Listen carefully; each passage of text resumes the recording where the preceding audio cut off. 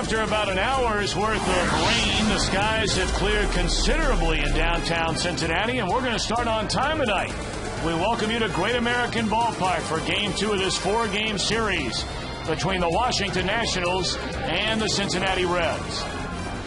And hi again, everybody. Alongside Chris Welsh, I'm Tom Brenneman. Welcome, as always, to Reds Baseball on Fox Sports Ohio.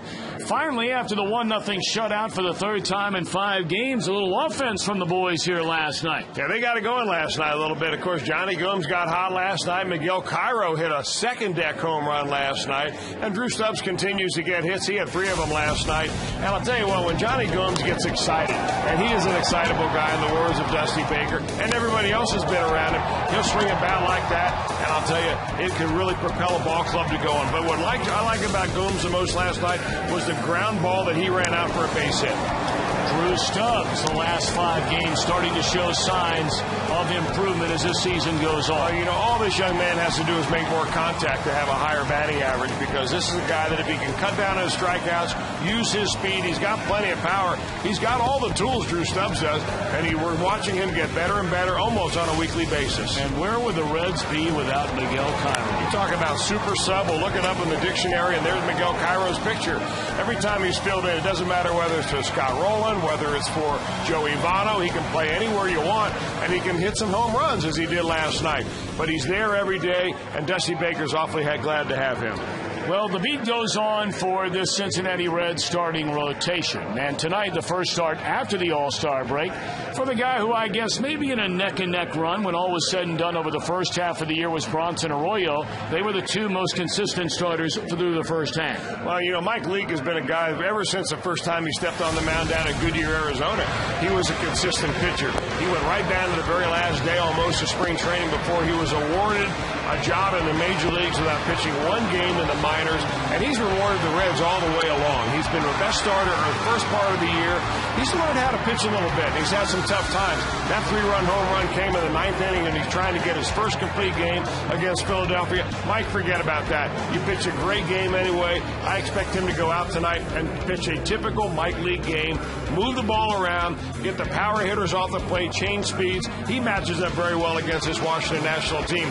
He'll face another rookie tonight, Luis Atalano, just recalled last night to make a start tonight. He's been up in the major leagues before, obviously with a 6-6 record this year.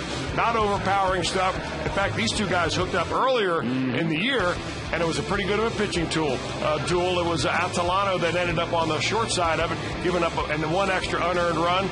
League dominated the Nats. Let's see if he can do it again tonight. We're going to talk more about this Cincinnati Reds pitching staff, not only those that start, but those that finish.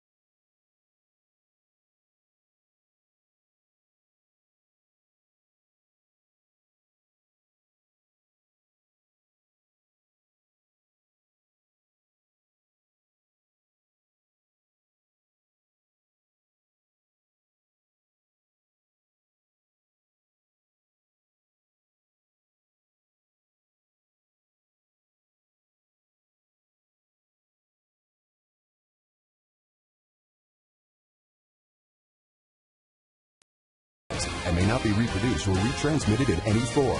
And the accounts and descriptions of this game may not be disseminated without the express written consent of the Cincinnati Reds. Our telecast of Reds baseball tonight and every night on Fox Sports Ohio, presented in beautiful high definition, courtesy of H.H. Gregg. Well, back at Great American Ballpark, it was raining for about an hour until about 30 minutes ago. What about the rest of the night, Tim Hedrick? Good evening, everyone. Much the same situation as last night. Slight chance of a thunderstorm during game time. Started 84, dropped down to 79 degrees. Holy cow! I think I hit the guy in the sombrero. Oh, well, Harry Carey from Tim Hedrick. I'll tell you what. Well, Harry would have loved this kind of pitching. Well, no kidding about that. I'll tell you, no one who likes pitching wouldn't love this kind of pitching right here. This is what the starters have done the last 6 ball games, and the relievers. The Reds, even though they're 3-3, their earned run average has been outstanding. The starters have earned run average about 1.5, opponent batting average way down there. Relievers have even been better than that. If you compare those to the NL season average around pitchers around the National League, you see just how good the Reds have been on the mound the last 6 ball games. Let's see if they can continue that tonight with Mike Leake on the mound. A well-rested Mike Leake, starting for the first time since the 9th of July. First pitch around the corner.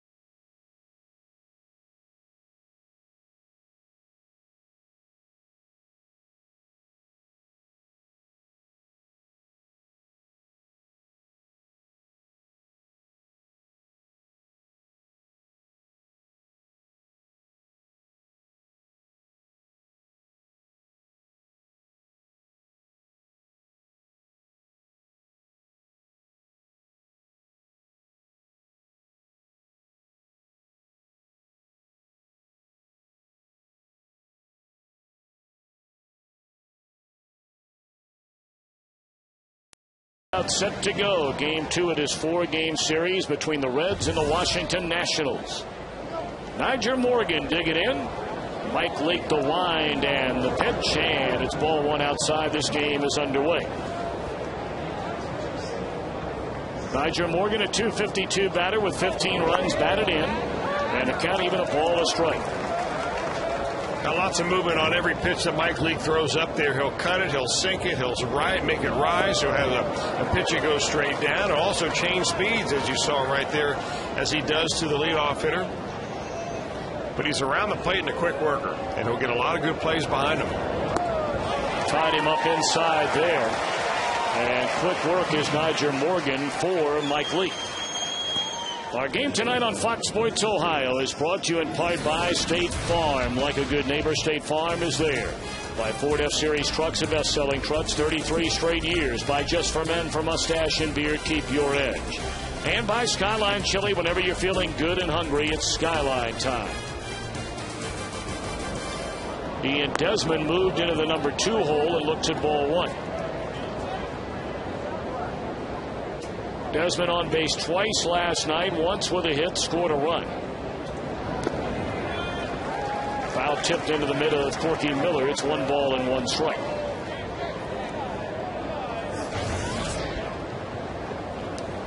The Reds again beginning play. A half game behind St. Louis for the top spot in the National League Central Division. St. Louis winning its 6th consecutive game, beating up Philadelphia last night. Cardinals at 52-41. Reds at 52-42. Tapper down to third. That is a foul ball. Let's take a look at the National starting lineup tonight, presented by Cincinnati Bell. You've seen Morgan. You're seeing Desmond. Adam Dunn next. Ryan Zimmerman, the cleanup hitter. Josh Willingham in left. Roger Bernardina in right. Ivan Rodriguez catching. Adam Kennedy to start at second. And Adelano is on the mound.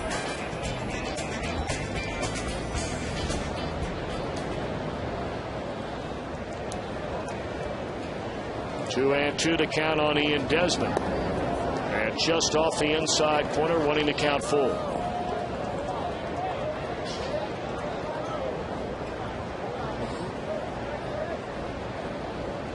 Payoff pitch on the way.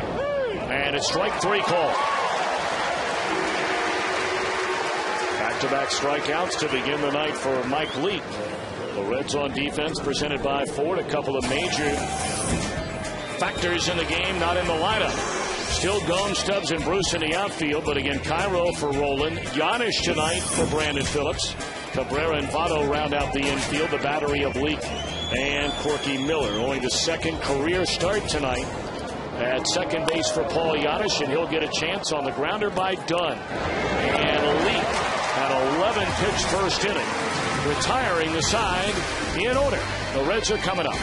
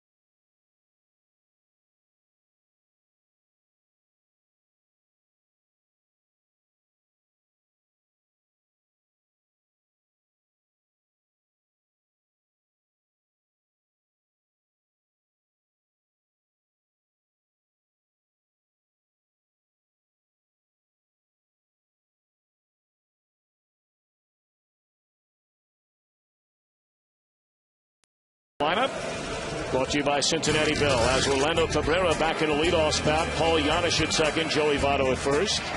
Johnny Gomes again the cleanup hitter. Jay Bruce in right. Miguel Cairo starts again at third. And a latter third of Bruce Stubbs, Corky Miller, and Mike Leake. Luis Adelano, rookie right-handed. Yeah, he's a rookie, and he's got modest stuff. Not an overpowering fastball. Someone like we saw last night out of the national starter. A guy that can touch around 90, 91 with a fastball, though. Mostly sliders and changeups are the breaking balls. And the league is hitting big time on the first pitch they see from him. About a .553 batting average. And what that really confused you, Tom, is the fact that this guy comes out and throws a lot of first pitch fastballs. And if you're looking for a heater on the first pitch, he's the guy you're looking for.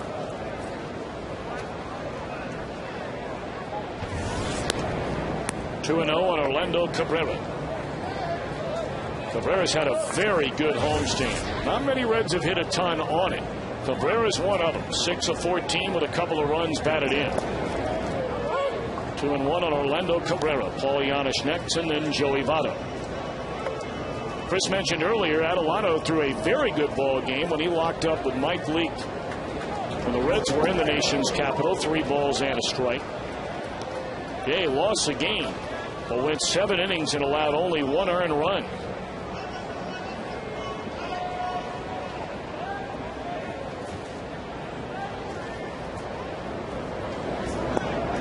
And there's a leadoff walk to Cabrera.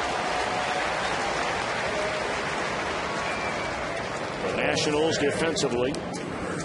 Presented by Ford. Niger Morgan in center. Josh Willingham in left. Bernardino the start in right. Zimmerman, Desmond, Adam Kennedy, and Adam Dunn third to first. A battery of Adelano and Ivan Rodriguez.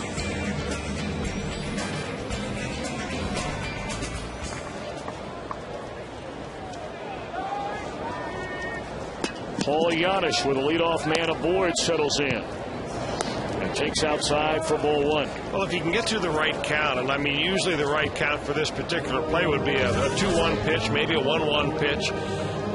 Dusty Baker may just put a little hit and run on right here. Paul Giannis, pretty good handler of the bat, hasn't had a lot of at-bats recently, so you don't know what kind of a groove he is in hitting. And sometimes you take such pressure off the hitter when you put that hit and run on, and you tell him, all right, all you've got to do is make contact right here. Better yet when you put it on the ground. Best yet when you hit it to the vacated part of the infield where the second baseman or shortstop end up covering the bag in case of a stolen base. Paul making only his 14th start the entire year. His most recent came on the 11th of July in Philadelphia when he started for Cabrera at short, and he went 2 for 4. Those are the only 4 at-bats that Paul Giannis has had since he came off the bench replacing Joey Votto that Sunday in Chicago, and he had 4 hits and 4 at-bats with a home run and 3 knocked in. Oh, and by the way, scored 4 runs in that game.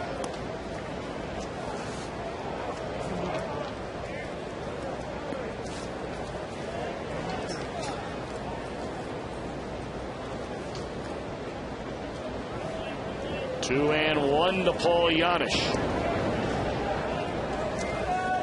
To think that Giannis has been with his club every single day since opening day. And here we are closing in on 100 games. Giannis has played in just 31 games with 54 at-bats. I think a lot of that has to do with 2 different factors, Tom. Number 1, the starters on this ball club, especially the shortstop Orlando Cabrera, love to play every day. And number 2, the first sub off the bench has been Miguel Cairo. He gives you a little bit more offensively than Giannis does, and that's the reason Giannis has been riding the pine. Back-to-back walks to begin the game.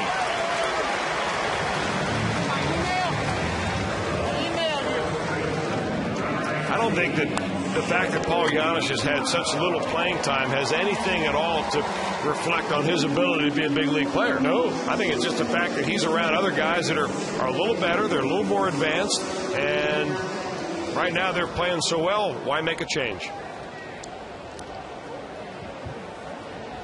But you give that young man a lot of credit, boy. When they have called upon him to play, he has played very, very well.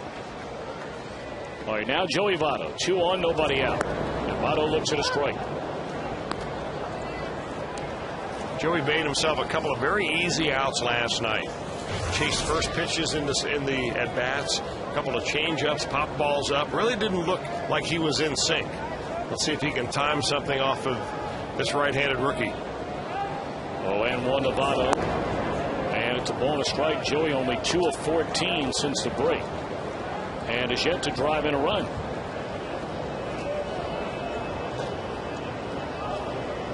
You got to wonder if those 3 guys, and really I should take Rolen out of the mix because he has missed virtually the entire time since we came back from the break with illness and then the hamstring injury. But I got to believe that, you know, Joey Votto and Brandon Phillips have to be a little bit tired.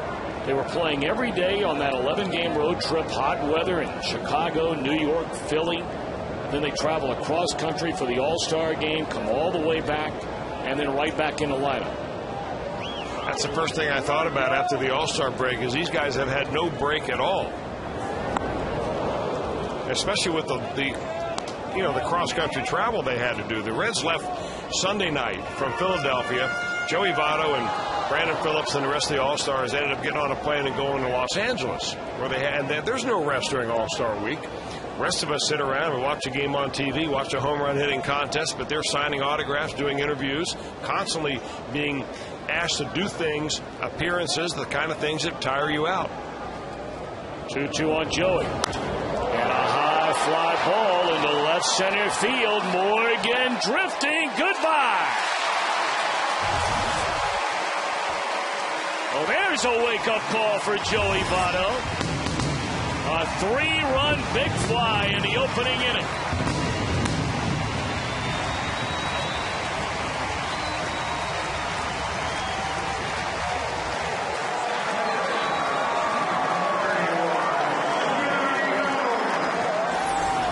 This at bat, it just seemed like Joey Votto was a little more patient, deliberately more patient, knowing that he would eventually get a decent pitch to hit.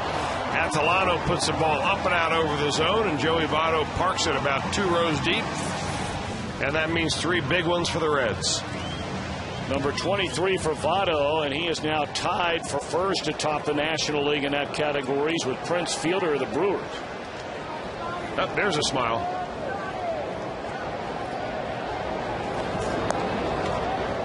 He ought to be smiling all the time, that guy. He ought to be.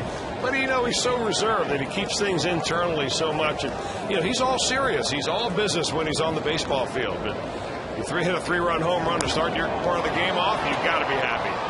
Johnny Gomes just missed, making it back-to-back. And that's out number 1 here in the Reds' first inning.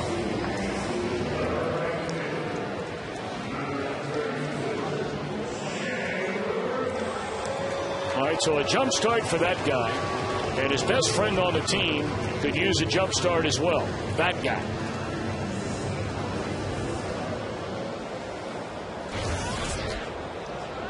Jay Bruce at 257, 10 home runs, 36 runs batted in.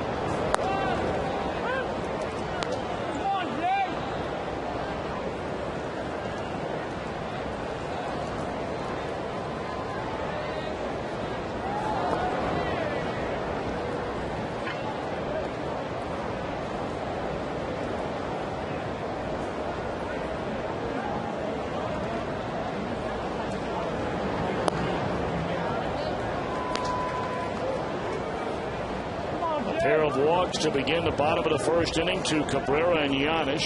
Votto clears the bases with the 3-run home run. An out later, it's 2 balls and a strike to Jay Bruce. And that ball in the air to left center field. On the run, Morgan not going to get there. This will be a double for Jay Bruce.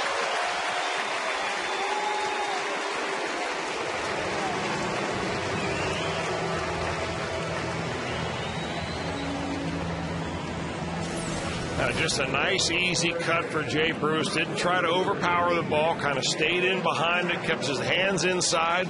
Kept his head down and his eyes right on the baseball. And he's able to find that gap in left center field. That's a mark of a Jay Bruce that's beginning to see the ball a little bit better. Now, you can't say you're out of the slump by just one swing, but that's a step in the right direction, hitting the ball the other way. Well, never a good sign when that pitching coach is coming out to visit you with 1 out in the first inning. But that is the case right now for Steve McCatty. Well, you kind of dig your own grave when you walk back-to-back hitters to start the game off for you as the pitcher. Then you've got to face the number 3-4 guys. And, of course, Joey Votto, one of the better hitters in the league. Very tough at this ballpark. And you know, maybe it's a ballpark, and we've seen this happen before, Tom, with a lot of young pitchers that come in here and they watch a game or two, and then all of a sudden they just get shell-shocked and very shy about pitching aggressively here because they're afraid that if they make a mistake, it's going to be a home run. Well, in this ballpark, you have to even be more aggressive than anywhere else, because if you do make a mistake, it's going to be a home run. But sometimes mistakes of aggression you can get away with. They're the home run leaders in the Major League Baseball this year. Great American has given them up like no other.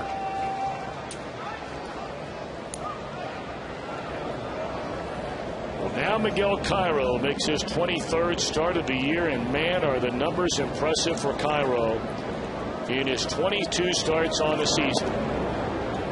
A .337 batter in those starts. 3 home runs. He's knocked in 9 and scored 14 times.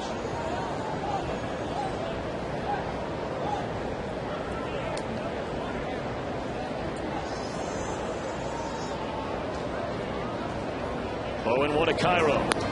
And he looks at a fastball in there, strike, 0-2. Thought it was low. Marty Foster, the home plate umpire tonight. Gary Cedarstrom at first. Ed Hickox, the umpire at second. And Field and Culbreth down at third.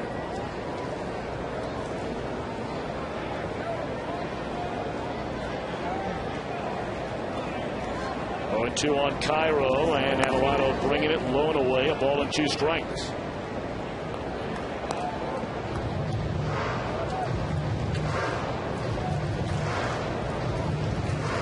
Second day in a row, the Reds find themselves in second place after spending 18 consecutive days atop the Central Division.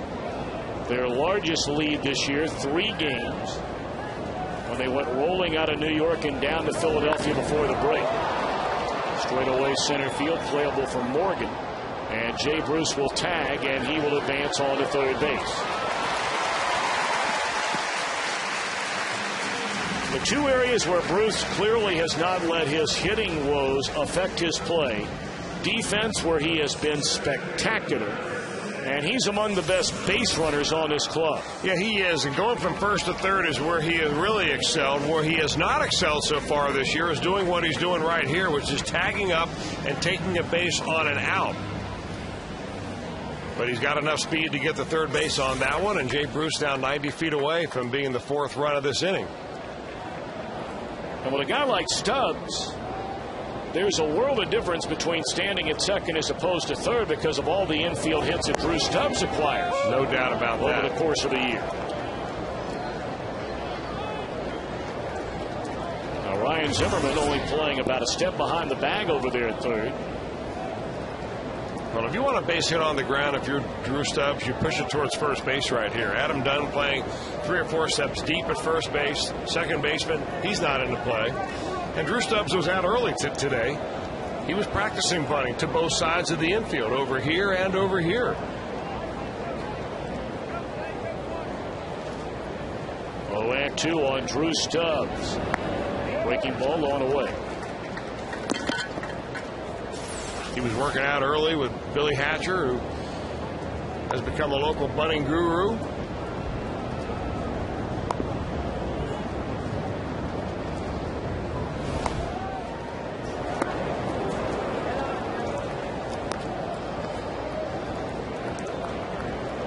Billy Hatcher can help your game in a lot of ways. He sure can. And he's willing to be out here to work. In fact, there's every coach on his ball club is here by about 1 o'clock in the afternoon. So if you want extra work, they're here for you. Fouled off on a play first base side.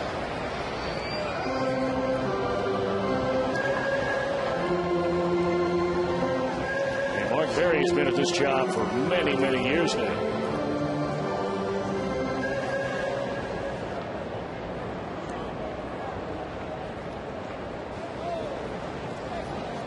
'30th pitch in this opening inning for Adelanto. Bruce at third, 3 runs in, 2 are out. 1-2 to Stubbs. Sounded like he broke his bat. He's taking a look, and he did. So he's going to go from the light bat to the dark bat. That's his 2-strike bat. I got you.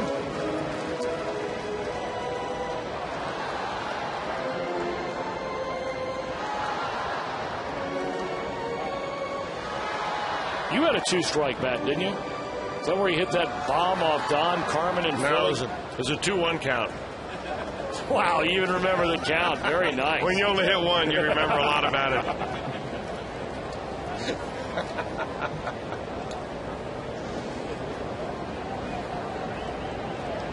All right, now 1 ball and 2 strikes on Drew Stubbs. And he struck him out in the inning, but a very good start for the Reds. Joey Votto with 2 on, wipes them clean with a long one to left center. His league leading 23rd, 3-zip Redlegs.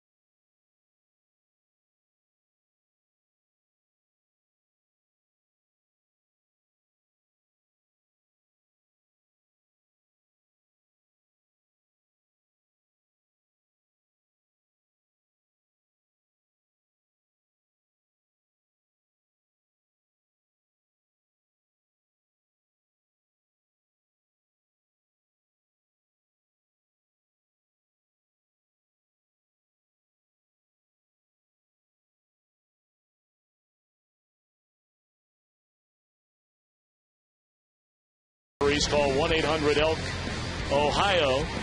Mike Leake, his rookie ranks among all National League pitchers. Not a surprise, up among the top in every category.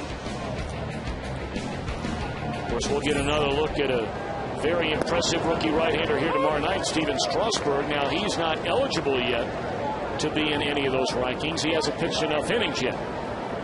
But looking forward to seeing him in person. That's because you're not getting in the batter's box. Let me tell you, pal. There'd be rookie league guys wearing me out. They'd all be on the leaderboard. They were facing me regularly. Well, from what I understand, we've only seen him on TV. Maybe you've seen him in person. Steven Strasburg is a little different than the rest of them. But the man is human. No doubt. He has thrown the ball very, very well in most of his starts. There's a liner into center field, a base hit by Ryan Zimmerman to begin the Nationals' second inning. Strasburg will make his 9th major league start here tomorrow night. And man, the numbers are very impressive. A 4-2 record, an ERA barely over 2, has struck out 68 batters in 48 innings. And you see the league batting .205, but hey, he's going up against Bronson Arroyo tomorrow night. Yeah, and if Bronson Arroyo was on his game, we're looking at a good one tomorrow. We'll have it for you right here. Reds Live getting underway at Fox Sports Ohio at 6:30 tomorrow night. I mean, short of Jamie Moyer, it would be hard to find another pitcher who would be so much the opposite of Steven Strasburg than Bronson Arroyo.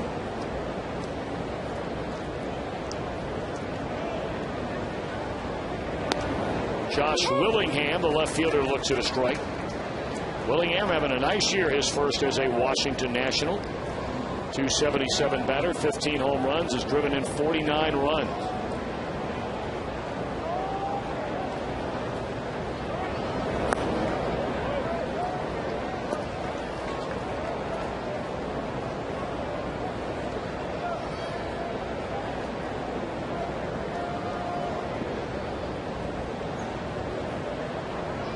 One ball and one strike on Willingham.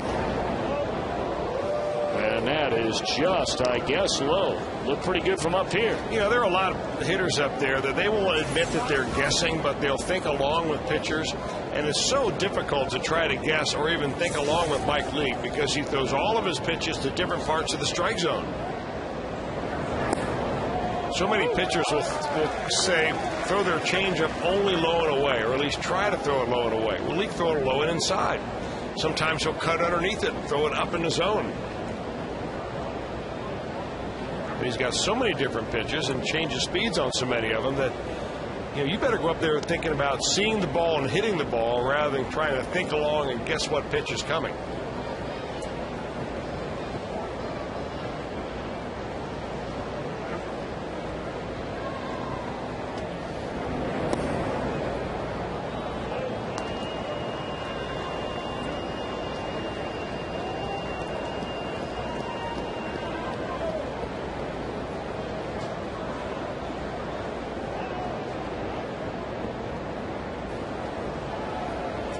To the count on Josh Willingham. Runner goes, and a bouncing ball to short. They still may turn it. Out the call at second, and they turn the double play. And Zimmerman, I think, perplexed at the call out there at second base.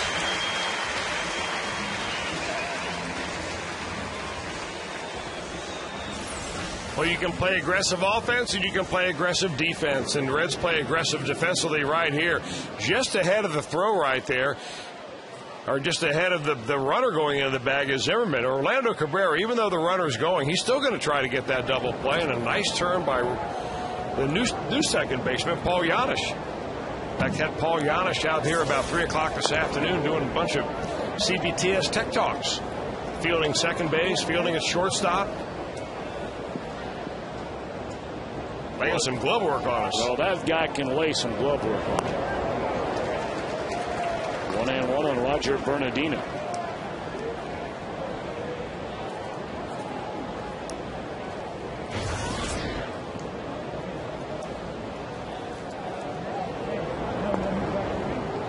You go back and look at that replay of Zimmerman sliding into second base. It appeared, I could be wrong on that quick glance we saw, He had the left leg extended going to the bag, but it looked like that foot never touched the bag, and that's why he was called out. That his body never made contact with the bag until it was the foot he had, the leg he had tucked underneath the left foot, the right foot. And we'll take a look at it when we come back. Fly ball to left, and that'll end the inning. Reds in front, 3-0.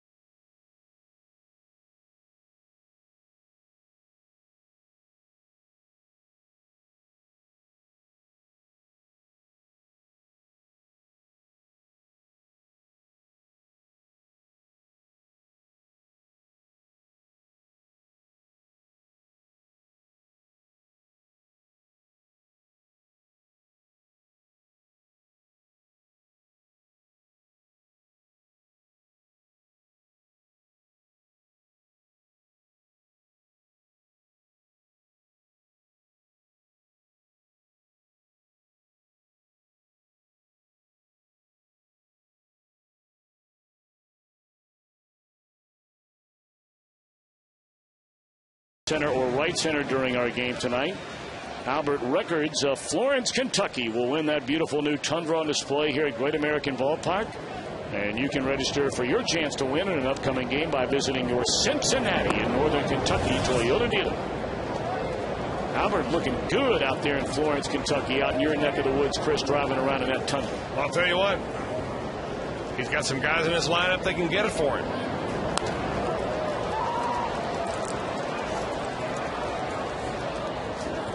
You were talking about that play coming into second base. Here's Zimmerman. You're talking about his left leg going up, and you see it never does touch the bag, so he never makes contact with the bag until his right knee gets to the first base side of the bag. Paul Giannis gets the feed from Cabrera and then uses the bag as protection, kind of stepping back away from it, and an easy double play. That ball driven hard to right center field by Corky Miller. And Corky will cruise in with a leadoff double.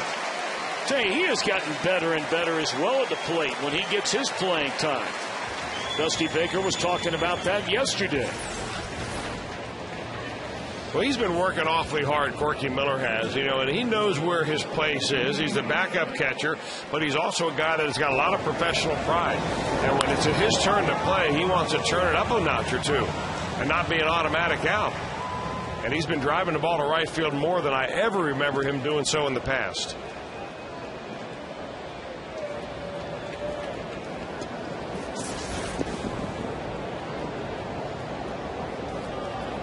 Tell you, young Luis Atalano may not be long for this ball game if he keeps throwing that ball up around waist high. And we'll see if Mike Leake is up there to bunt. He has 5 sacrifices already this year. Pulls the bat away, and boy, when he gets a chance to swing the bat, he can do that. 14 hits in his first 36 major league at bats. Wow.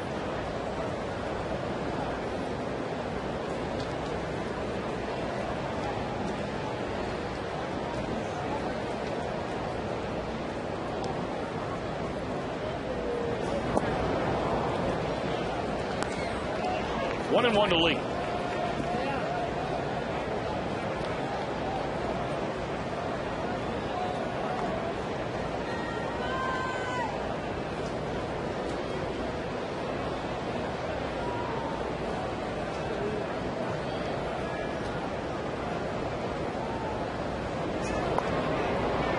sort of took a jab at that one and fouls it away. 1 ball and 2 strikes now on Leake.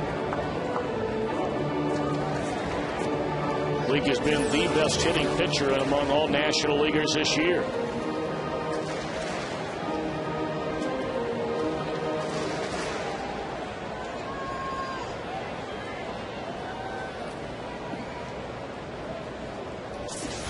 Now is he still bunting or will he hit? He shortens up on the bat and the 1-2. Now he'll take a swing and a bouncer back to the mound and the runner will stay put.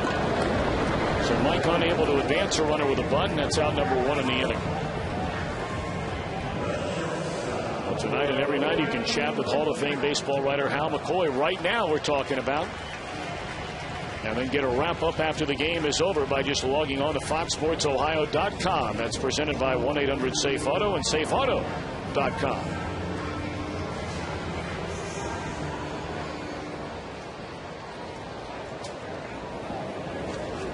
Orlando Cabrera walked to lead off the bottom of the first inning. Paul Giannis walked behind him. And then Joey Votto knocked in both of them with a 3-run home run. And that's where we stand here in the bottom of the second with Miller at second base and 1 out.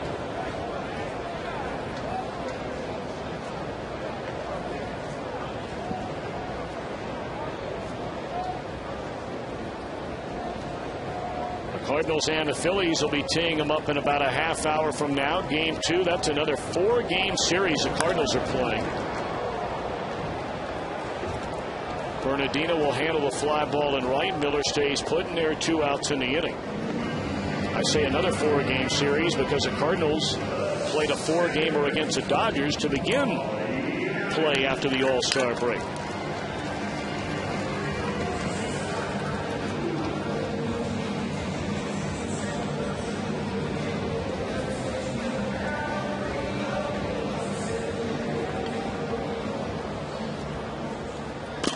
So now Giannis. A walk, a run scored. And batting already for the second time tonight.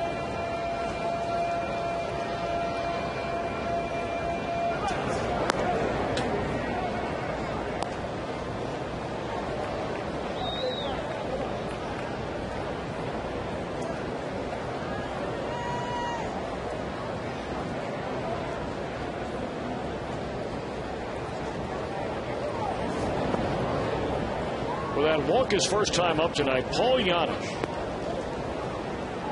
has only had a total now of 9 plate appearances since the 4th of July and has been on base 7 of the 9 times.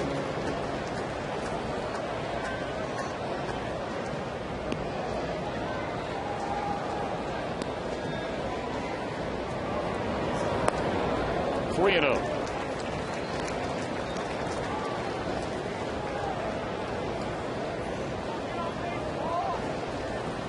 Brandon Phillips, a rare night off indeed tonight.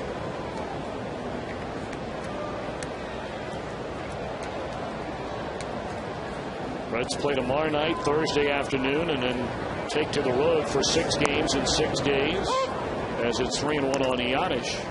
A 3-game weekend series down in Houston, Texas. And then on to Milwaukee. That'll be our first trip into that city this season. Well, Paul Giannis, you got to figure he's getting a good pitch to hit right here. I mean, Atalano has to look in the on-deck circle and see Joey Votto, doesn't he? And that's good location on that fastball there. Yeah, he's got a little bit of run on that fastball. Not overpowering, very much like we saw last night.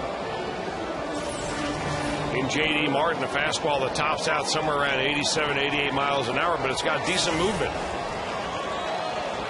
And he certainly does not want to face Joey Votto again with 2 runners on.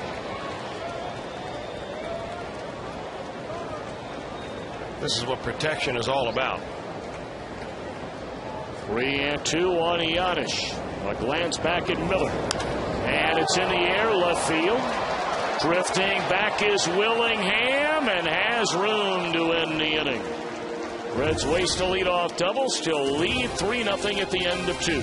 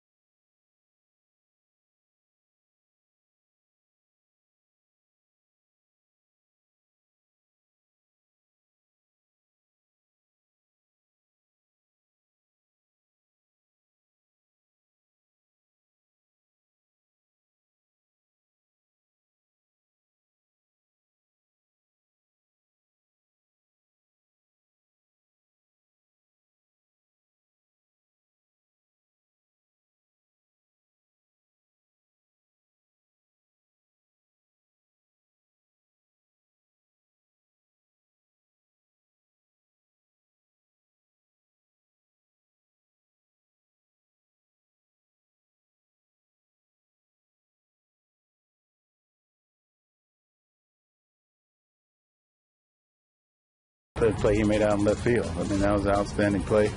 And, I mean, Johnny's a very excitable man, and he excites everybody else around him, the fans, me, you, the guys on the team, everybody. So it's great to have Johnny here. Our Geico direct quote from Reds manager Dusty Baker on Johnny Gomes. Johnny's homered in 2 of the last 3 games, now has 13 of those, and has knocked in 64 runs.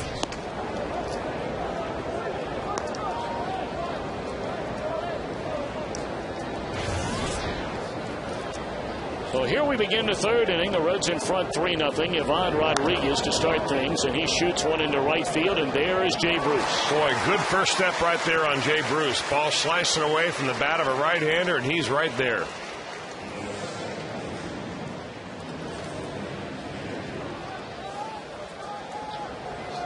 You know, I really believe, and we've heard it for generations, Tom, but when you have a pitcher that works as fast as Mike Leake does, I mean, he gets it and goes, and he throws a lot of strikes. Your infielders and outfielders alike are on the balls of their feet more. They're not waiting back, expecting a ball 3.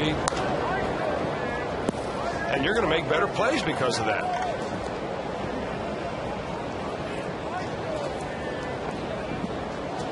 Even the ball boy making better plays tonight. On top of his game down there, much like yourself.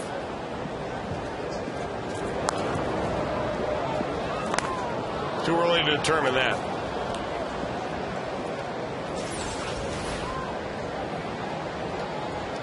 Now there's the first step we were talking about with Jay Bruce. Well, he's become a very, very fine outfielder.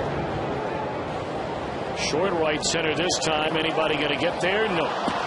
Drops in amongst a trio of Stubbs, Giannis, and Jay Bruce. Nothing you can do about that. And Adam Kennedy with a 1-out bloop single.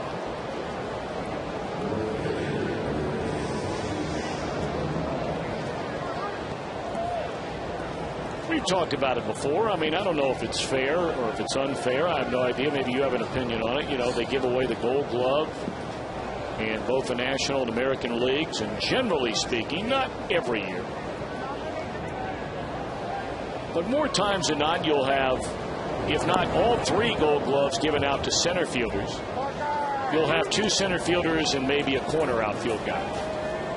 If they did it position by position, straight up, left fielder, center fielder, right fielder, I think you and I both agree, hard to believe anybody would win a Gold Glove as a right fielder in the National League before Jay Bruce. Yeah, it's funny, though, but how many center fielders out there could play a good right field?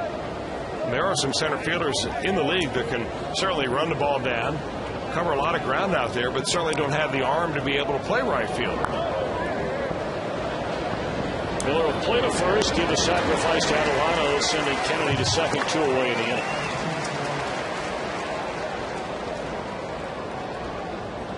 The only corner guy, and maybe I'm forgetting somebody, but the only corner guy who won a lot of Gold Gloves consecutively that I can remember in recent years in the National League, and I'm not even going to think about the American League because we don't see him enough, was Barry Bonds. Well, he was as good as they get as far as being a left fielder. Best I've ever seen.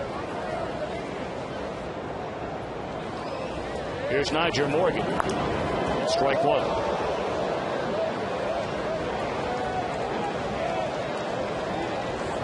Morgan struck out, leading off the game.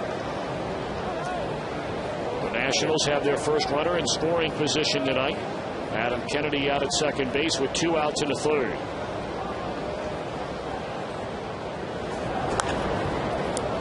And they'll have their first run of the night. An 0-1 pitch grounded into center field, and Morgan makes it a 3-1 ball game.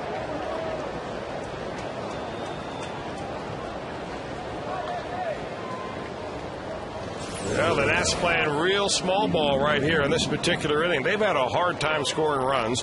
In fact, they've only scored 8 runs in their last 5 ball games. A bloop base hit, a sacrifice to second, and a ground ball up the middle. Spells a crooked number for Jim Riggleman's crew.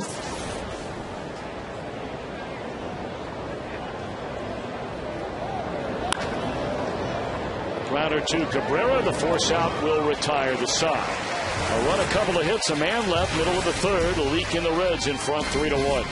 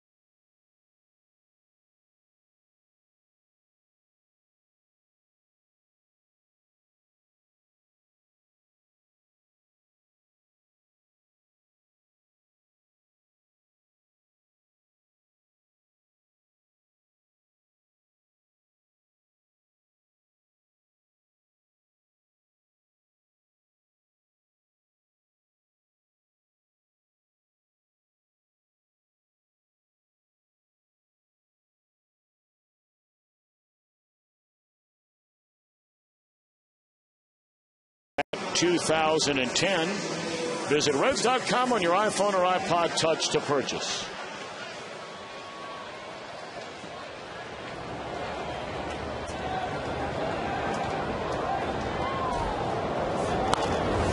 Swung on and fouled out of play.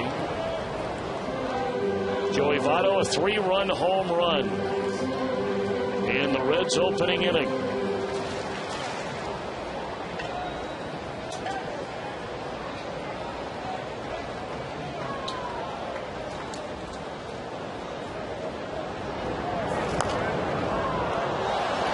Dribbled out in front of the plate, and Rodriguez will throw out Joey Votto.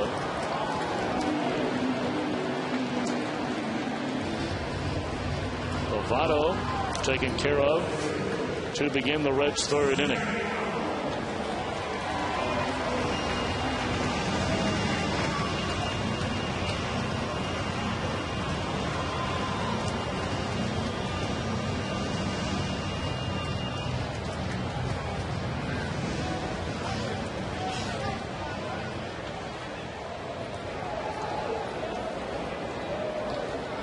Gomes going into play tonight, and he made the comment in his interview with Jeff Pecoro after the game last night that one more home run will get Johnny Gomes 100 career home runs. And his next RBI will be the 300th in that category. And he didn't miss by much of hitting number 100, his only at bat tonight.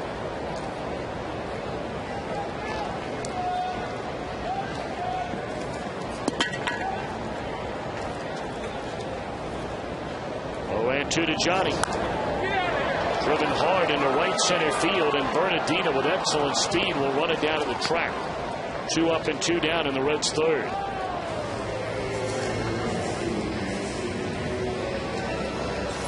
Now, this is the kind of swing that Johnny Gomes has put on opposing pitchers this year that we have not really seen all that much last year, or really previous in his career.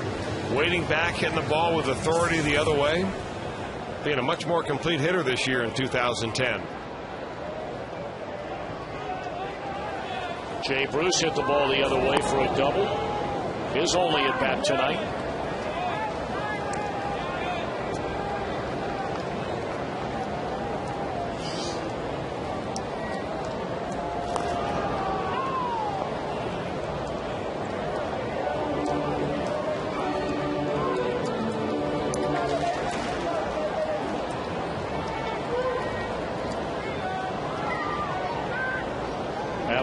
Starting to settle in a little bit after a very shaky start, and I mean right from the get-go. You know, sometimes giving up 3 runs in the first inning has a tendency to do that, unless you settle down a little bit, because the pressure's off for, you know, maybe a complete game, but certainly a no-hitter, a shutout. You're just trying to think about survival when you give up a 3 spot in the first inning, and sometimes when you do that, you relax a little bit and you pitch better. We saw J.D. Martin do the same thing after giving up 4 runs in the second inning last night. Pitched very good after that. 2-2 to Jay Bruce. And it's in the air. This should end the inning. The shortstop, Desmond, over near the line. And it's a 1-2-3 third. The first perfect inning of the night for Luis Adelanto. Reds in front 3-1.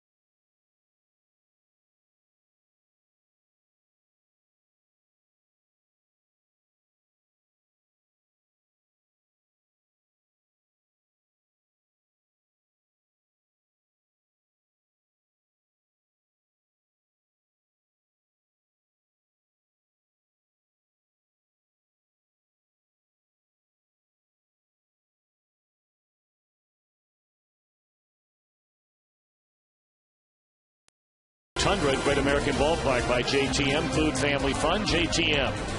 Geico, 15 minutes could save you 15% or more on car insurance. Visit geico.com or call 1-800-947-AUTO.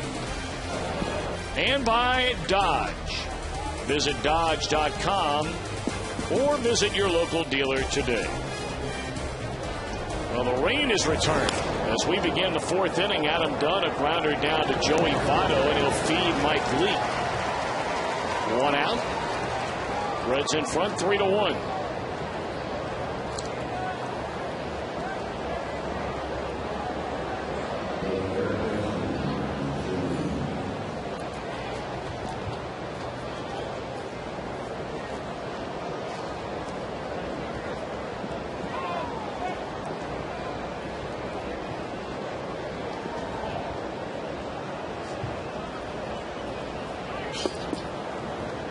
Many of the folks running for cover. What do you do when you're in a ball game and it starts to rain like that, Tommy? You the kind of guy that heads to the concourse covered? You bring an umbrella with you, or do you sit there in a poncho? Oh, no. I'm heading back up. What about you? I'm kind of a poncho kind of guy. Are you? Yeah. I think it'd be a good nickname for you. Poncho.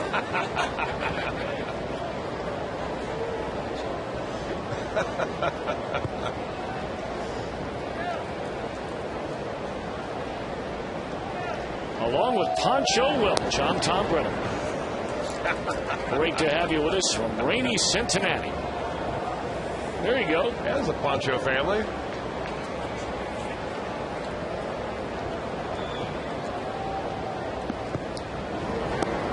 Now, do you get one of those that, they sell for like, whatever it is, $1 or something like that, those kind you can fold up and stick in your pocket? Like or do you get one of those? Yeah. Or do you get one of those that, maybe has a logo, like a Reds logo, or, you live over in the Commonwealth, so like a UK logo or something like that? Oh, I've got a real one.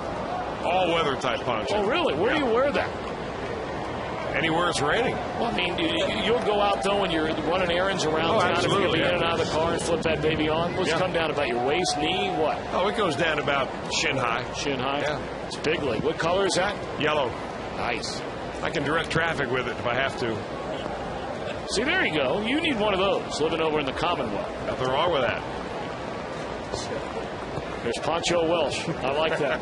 That looks good, doesn't it? Sounds good. Looks the good. Bengals one behind him. I kind of like the orange on that too. Yeah. In the air, right center field. This will stay in the park. Drew Stubbs looking into the rain and makes the grab for the second out of the inning.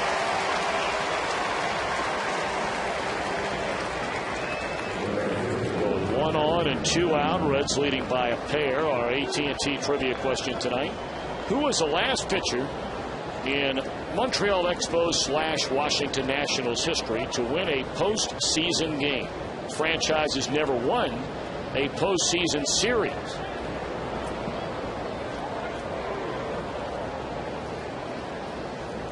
And many will tell you, we were talking about this with Barry Larkin up in the broadcast booth over the weekend, that 1994 Expos team, many believe was by far the best team they ever had in the history of that franchise. If I'm not mistaken, when the strike hit that year, they were like 30 or 40 games over 500. Of course, they were in first and then the National League East. That's before everybody in both leagues went to 3 divisions. The Reds were in first place in the National League West. No, actually, they had gone to 3 divisions by then. The Expos were 74-40 when the strike hit. Wow. It's pretty good. Reds were 66-48. And out west, the Dodgers were only 2 games over 500. But that was good enough to lead that division. 1-2 on Bernardino. Swing and a miss, and that's it. 3 strikeouts in the game for Mike Leake. Middle of the 4th, and the Reds with a 2-run advantage.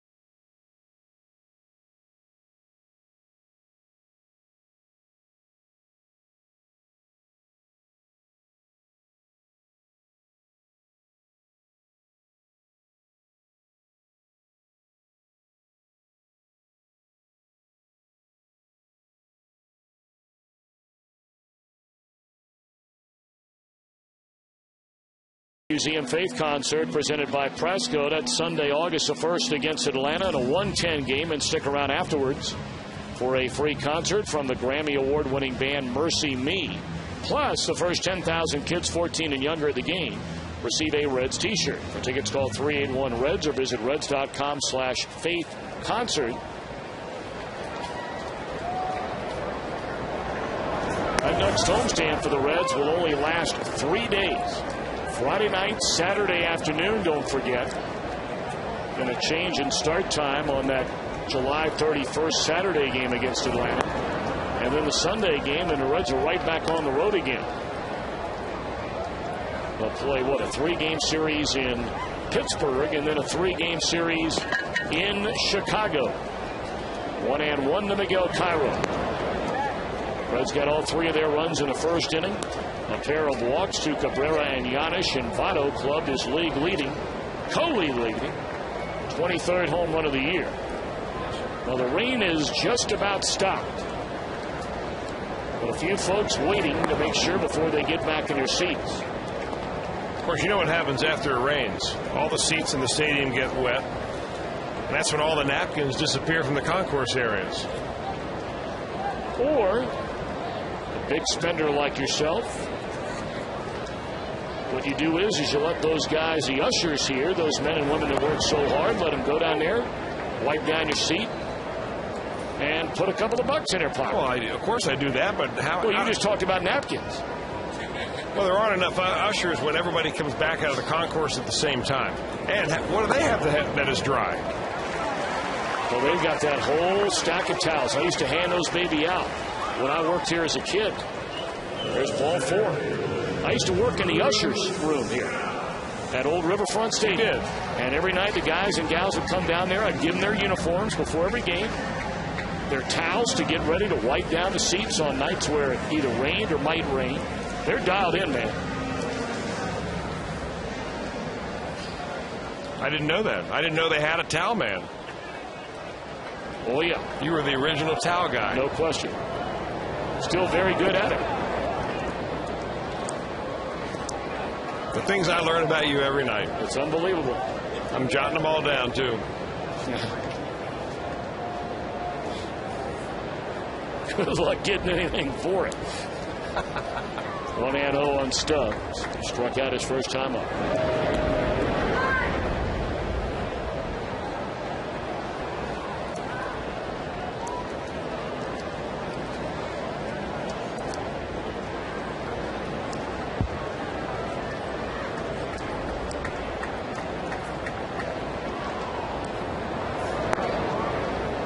On Stubbs.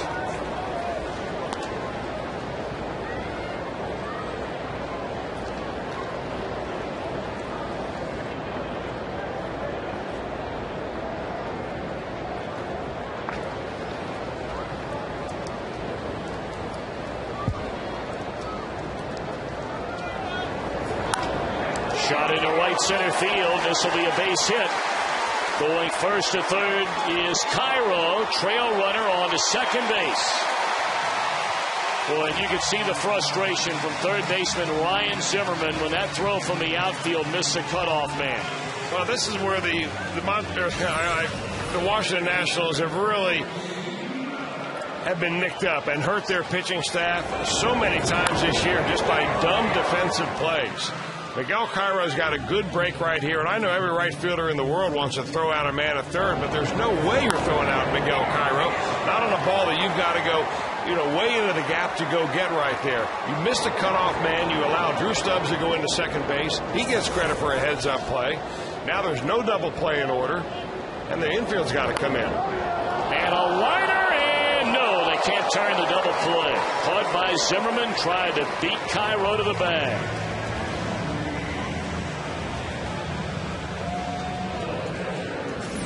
Nice play by Zimmerman. Of course, instincts take over right here. Ball goes right back in his glove, and he's going to dive first at the runner and then back towards the bag. Cairo, probably the last words he heard from Mark Berry before that pitch was delivered is freeze on a line drive. Infield is in. And that's a runner's nightmare when you're leading off third base and that ball's hit down to third. Well, you better hope you're not caught in no man's land. Right now, Mike Leake again against a drawn-in infield. Leake 14 for 37 as a batter. The best hitting pitcher statistically anyway in the National League this year. Just ahead of Arizona's Dan Herron.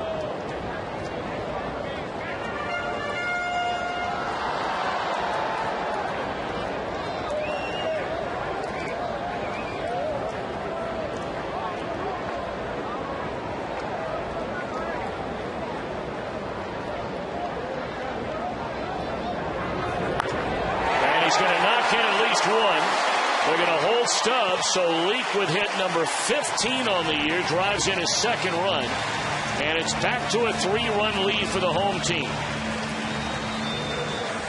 Well, if you're Mike Leake, you want to make contact, and he has only struck out 8 times all year long. This is his 39th at bat. He just takes a little swing, takes it right into the outfield, drives a run in,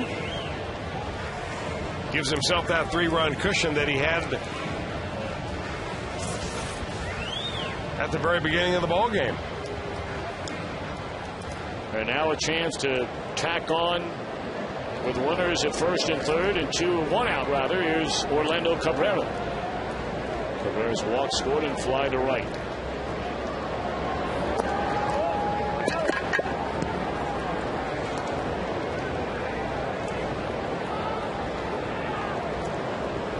We talk about scoring and scoring early. The Pirates ranked last in the National League in runs scored this year. As you get a look at Doug Slayton warmed up in the bullpen. And what do the Pirates do tonight? They scored 9 runs in the bottom of the first inning against Milwaukee. Dunn will take a look and make the play in front of him. Scoring from third is Stubbs on the RBI ground out by Cabrera. On to second goes Leake. And the Reds now lead 5-1.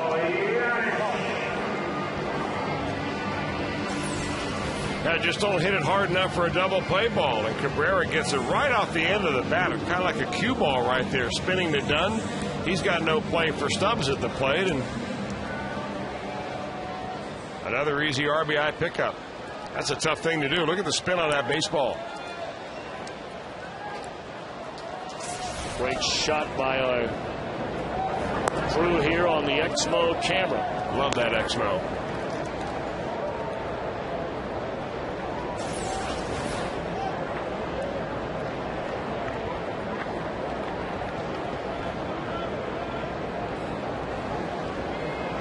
Amy Bailey working the Exmo down there next to the Reds dugout. There's a pop up into short left field. And the inning is over, but the Reds scored twice. We move to the 5th. Reds 5, Nationals 1.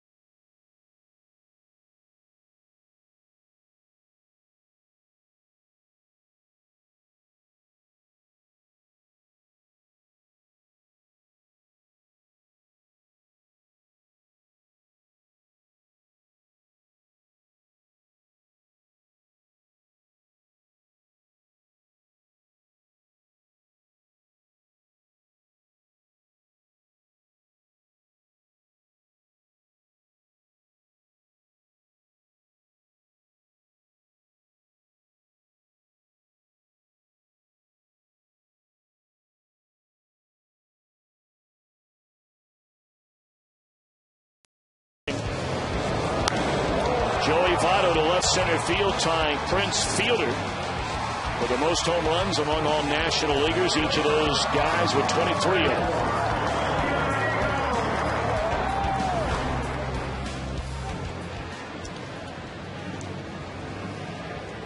Mike Leake gave up a run in the Washington third inning, but the Reds come back to score 2 in the bottom of the fourth. Leake knocking in one of the runs. So 5-1 Reds as we begin the fifth.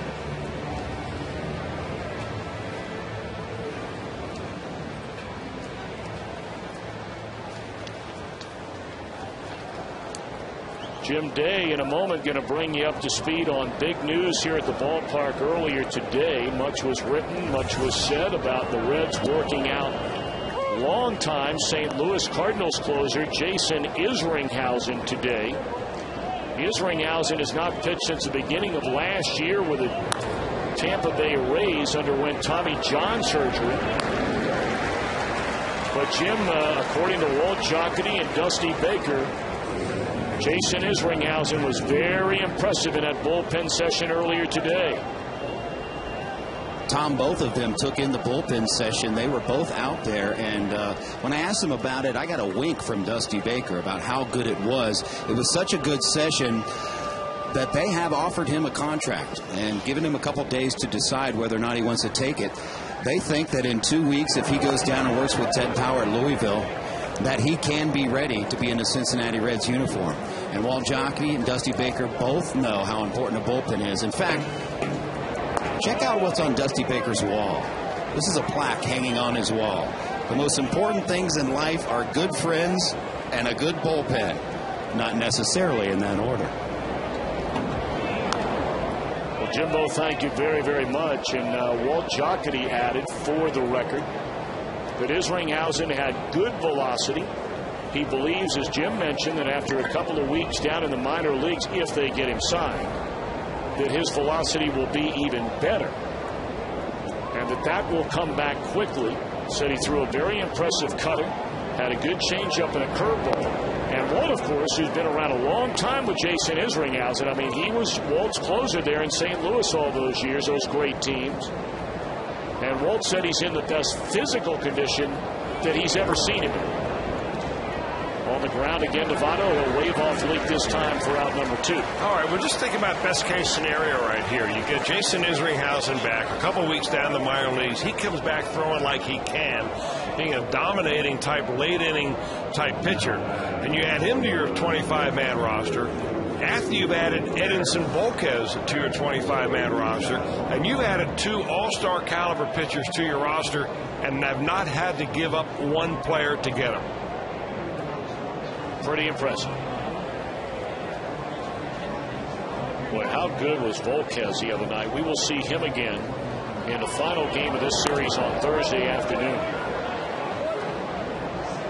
And let's not forget, they also brought in another old warhorse, if you will, that Walt Jocketty has signed before in Russ Springer. Springer has already pitched a couple of perfect innings at AAA Louisville. So again, does that mean that Springer and Isringhausen are going to be with a major league club? Does it mean that they'll produce for the major league club? We don't have a crystal ball. But the point is that the Reds are looking for any and all options without having to give up anything, Chris, as you talked about. And why not? You have nothing to lose. And the only thing they would have to lose, Tom, is they'd have to lose a spot or 2 on the 40-man roster. By taking those guys as free agents, putting them on a roster. In order to put them on the 25, you've got to put them on the 41st. That means moving some youngsters off. So there may be some other teams circling like vultures, waiting for some pretty good players to come off the 40-man roster of the Reds, and they can be plucked right off the waiver wire. But that sometimes is the cost of success. Well, a pinch hit single by Willie Harris. The night is over for Adelano. In 4 innings, allows 5 hits, 5 runs. They were all earned. He walked 3 batters and struck out 1.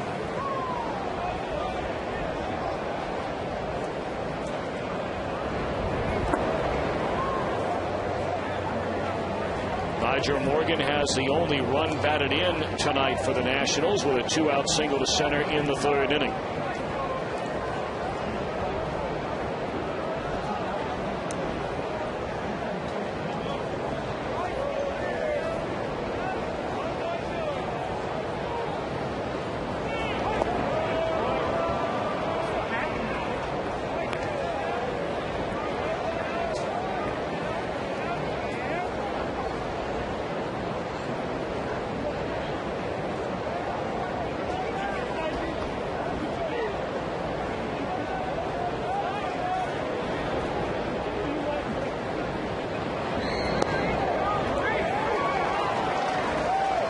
2 on Morgan.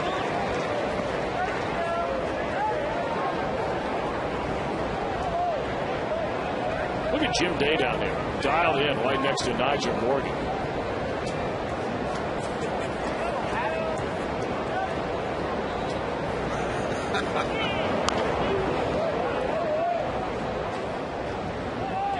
I mean, if you didn't know Jim Day and you're watching the game tonight, you know, somewhere out of Reds country, so you don't know maybe who Jim Day is, and you saw him standing down here, what do you think his job would be, Chris?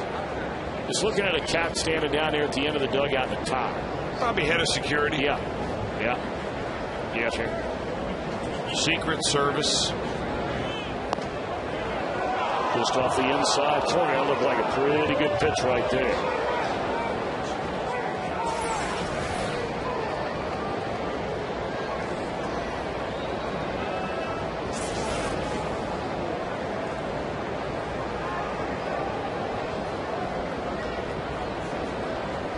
Will start with 2 outs on a 3-2 count to Morgan. And that is a fair ball down the right field line. Bruce able to cut it off. He'll throw into second base, and safe sliding in there is Morgan.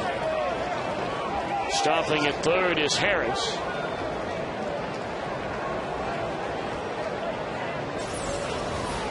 Now the 3-2 pitch, trying to come right back inside. This time gets it down a little bit. Morgan shows a pretty quick bat and gets it right down the line between the bag and Joey Votto.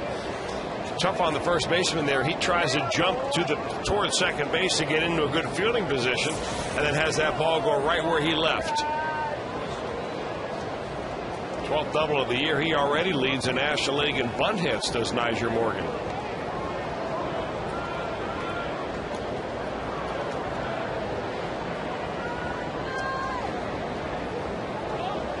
So now out of the regular windup works Lake against Ian Desmond, who shows bunt and takes down low for ball 1.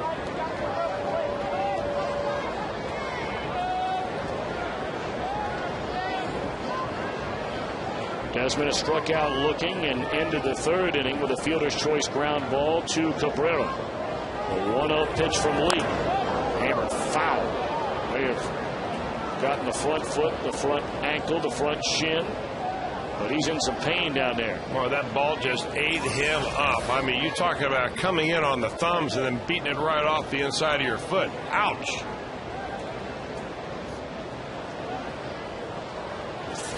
Want to simulate that at home? Go to the garage, open the toolbox, grab a hammer, take your shoe off, give yourself about a 3/4 swing and whack it right there on the instep. I sure hope nobody's taking your advice. Put the hammer back in the box and limp to the ice box and get a bag of ice. And settle in for the rest of the game. And of course, Ian Desmond's going to have to go out and play shortstop while you got that baby elevated. You want to demonstrate that for us one night up here. Put your foot right up here. I'll do it right now. Here's a 1-1, and it's down and in. 2 balls and a strike. It looked like Mike was going to sail through this inning with a very low pitch count. And it's turned out to be his highest pitch count of any inning tonight. 2-2. He retired the first 2 batters, Rodriguez and Kennedy, on ground balls to second and first, and a pinch hit single by Harris, a double by Morgan. And now 2-2 on Ian Desmond.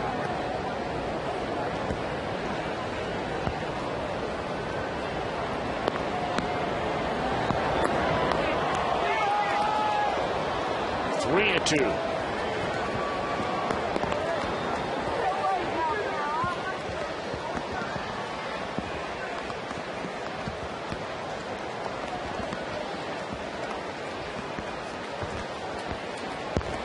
Payoff pitch to Desmond. A bouncing ball to short. Cabrera, as the rain falls again, throws to first in time to retire the side. 2 hits, 2 left, middle of the 5th. Reds in front by 4.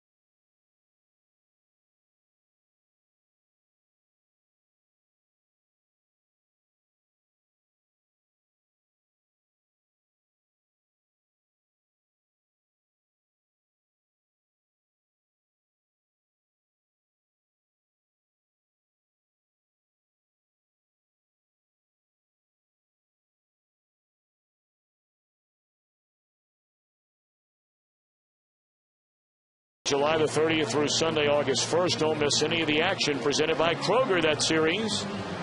Great seats still available. Call 513-381-REDS or visit Reds.com today. Well, here we are, Chris.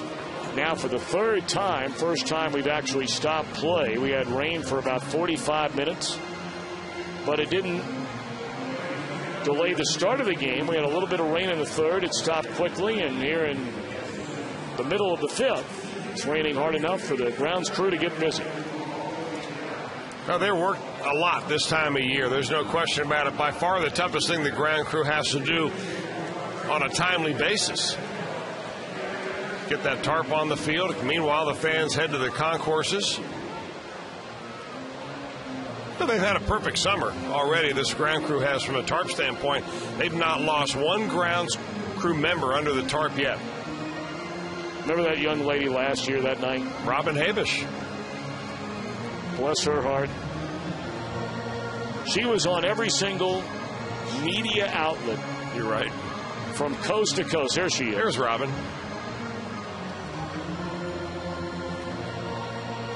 Man, those folks work hard. Man, do they work hard.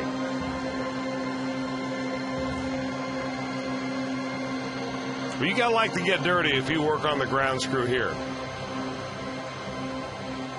Although this is the kind of rain that is really not all that bad to put the tarp down. You know, sometimes the wind comes in here about the same time the rain does, or actually comes in whipping it up real good before the rain comes. And then you try to get the tarp down, and wind gets underneath the tarp and starts dragging you all over the field.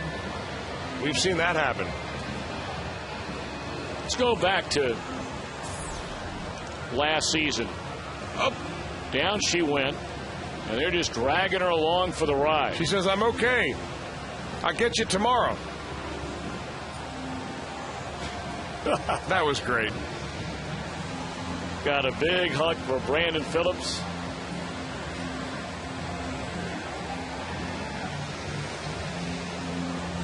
Oh, that was good stuff. Thankfully, she was okay and still hard at work as a member of the Reds grounds crew again here in 2010. Man, it is really raining now. Sure is. So where's your poncho?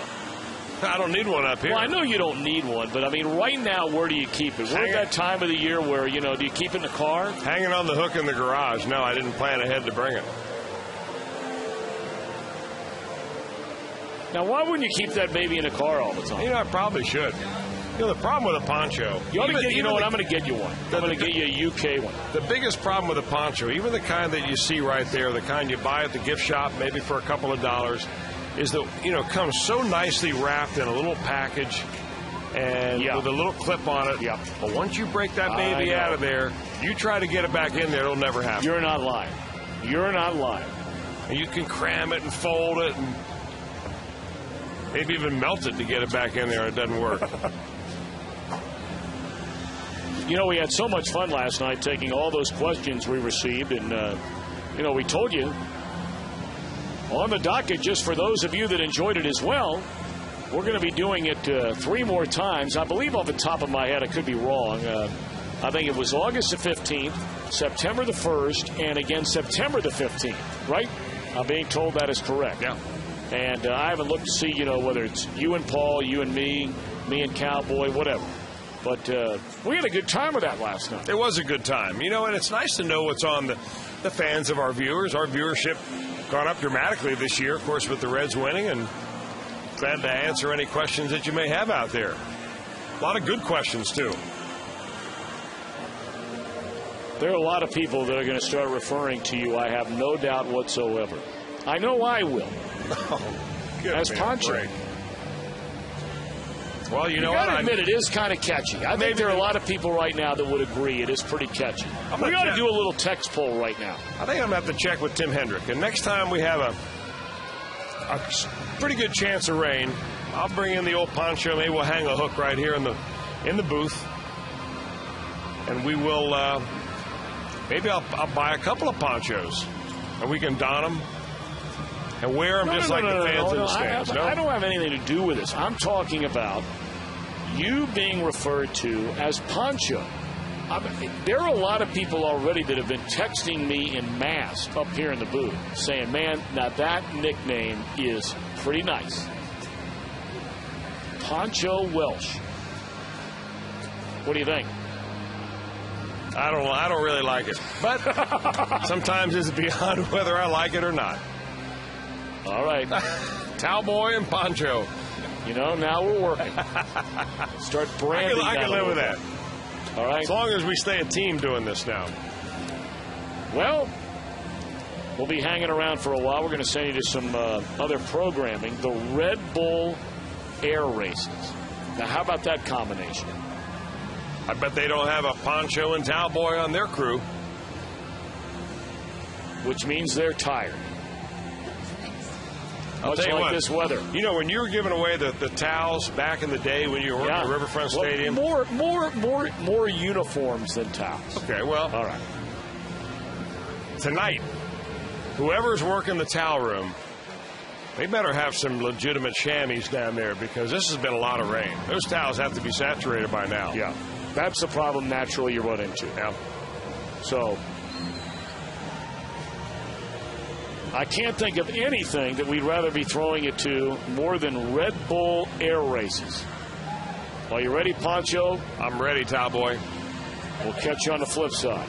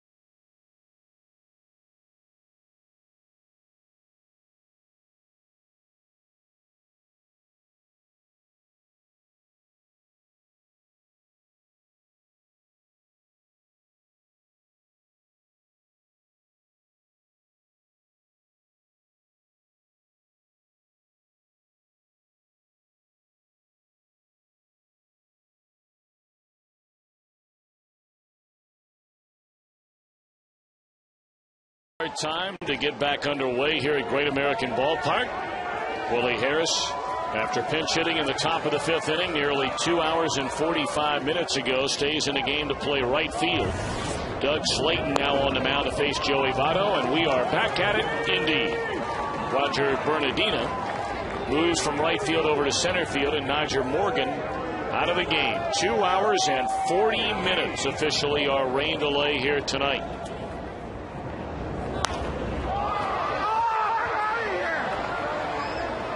Back-to-back days, we've seen the left-hander out of the Washington bullpen, Doug Slayton. He was a workhorse at one time for the Arizona Diamondbacks. 61 ball games is the tops he has done in one season at a major league club. Kind of an odd thing for Slayton. He warmed up and was ready to pitch his first pitch of the ball game, and that's when the rains came. So he had to sit around for almost 3 hours, stay mentally prepared, because certainly Jim Riggleman didn't want to burn him, as you may never know what you need. A lot of baseball yet to be played here at Great American Ballpark tonight.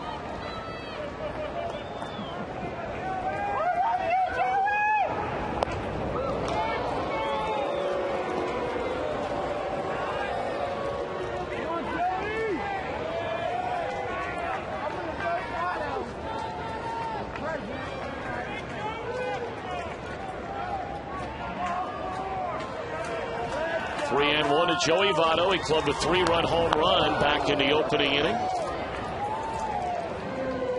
And is now tied atop the National League lead once again, this time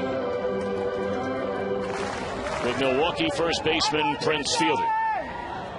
Each with 23. They remember there was a 5-way tie going into play today,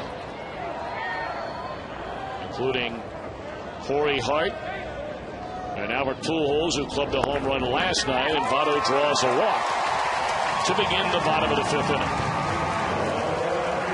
I'm talking about Albert Pujols and the Cardinals. Chris mentioned a moment ago they win their 7th consecutive game.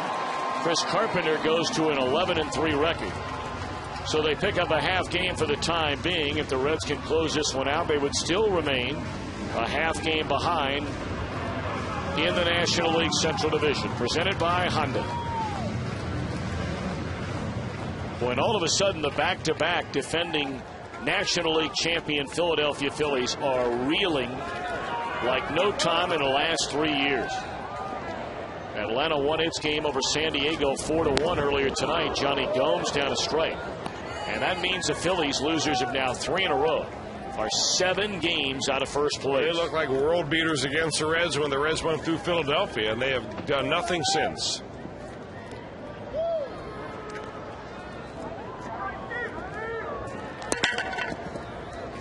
0-1 to Johnny Gomes. And a fastball is fouled back to the screen. 0-2.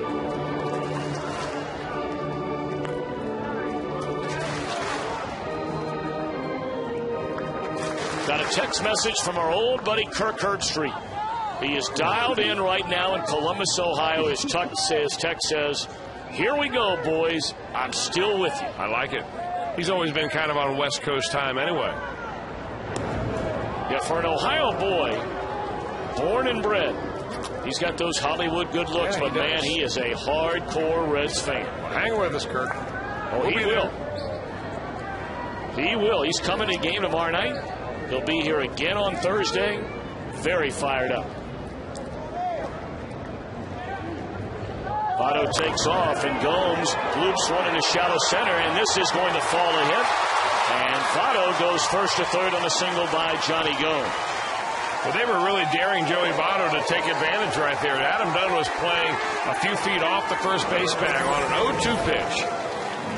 Slayton really didn't pay much attention to him, wanted to get some kind of a little pop-up, and he did out of Johnny Gomes when it was in no man's land over the second baseman's head in front of the center fielder. Votto easily scampers into third.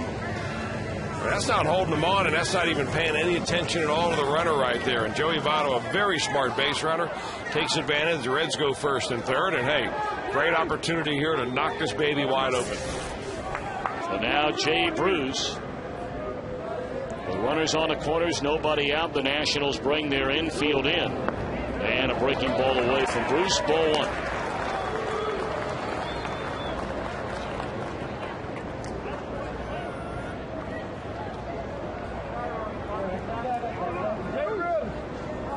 Jay trying to knock in a run for the first time this month. 2-0. Struggles well documented of late ever since he hit what proved to be the game-winning home run, a 2-run blast off Roy Halladay. The final game of that Philadelphia series here at Great American Ballpark. What a great game that was, and a thrilling finish on the big fly by Bruce. 3-0.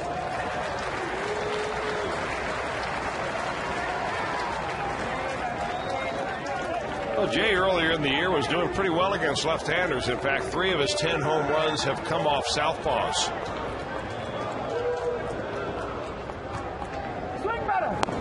Right down the middle, 3-1.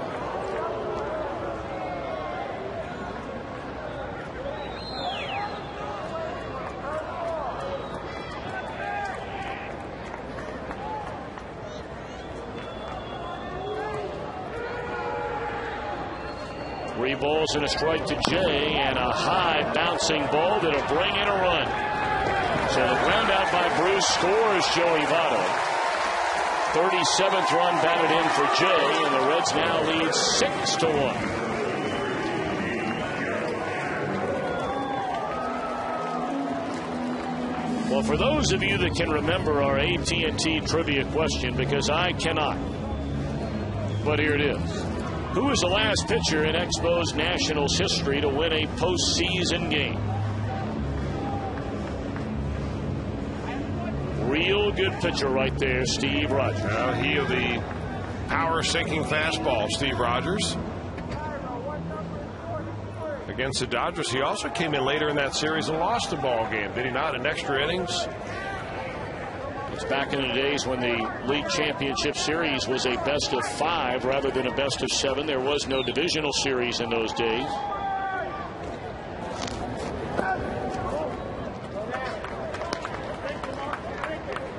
Miguel Cairo with 1 in and 1 out and 1 on.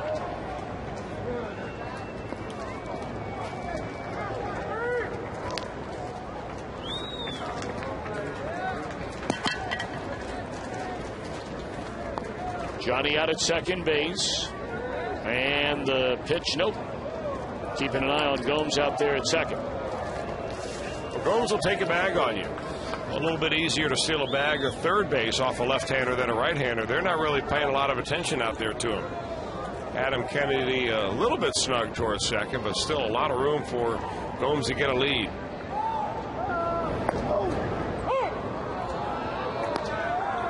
Hey, Reds fans, for great food with family and friends this summer, think JTM. Food, family, fun, JTM.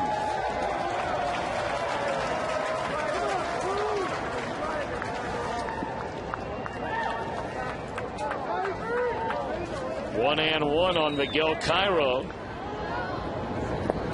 Swing and a miss.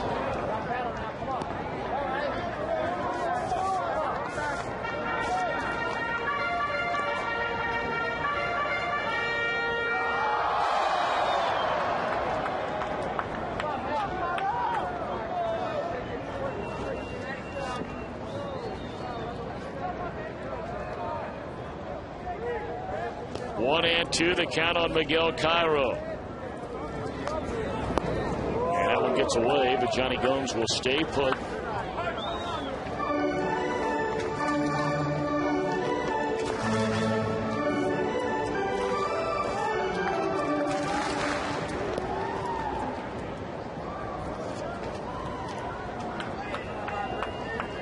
Only 2 other games still playing in the National League, and both of them out west. Arizona in the 7th inning, shutting out the Mets 3-0.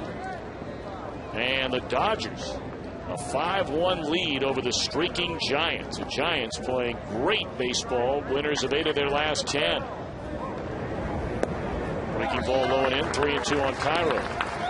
In fact, the Giants have leapfrogged both the Dodgers and Colorado to move into second place behind San Diego in the National League West. And San Diego lost tonight to the Braves. Colorado shut out Florida 10-0 behind Jeff Francis.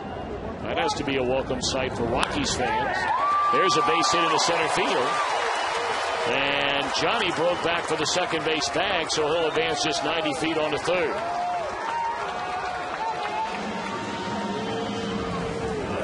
Well, I think Johnny Gomes didn't want to take any chances right there. Wasn't exactly sure where that shortstop was, and rather than get picked off trying to run to third base, he plays it safe right there.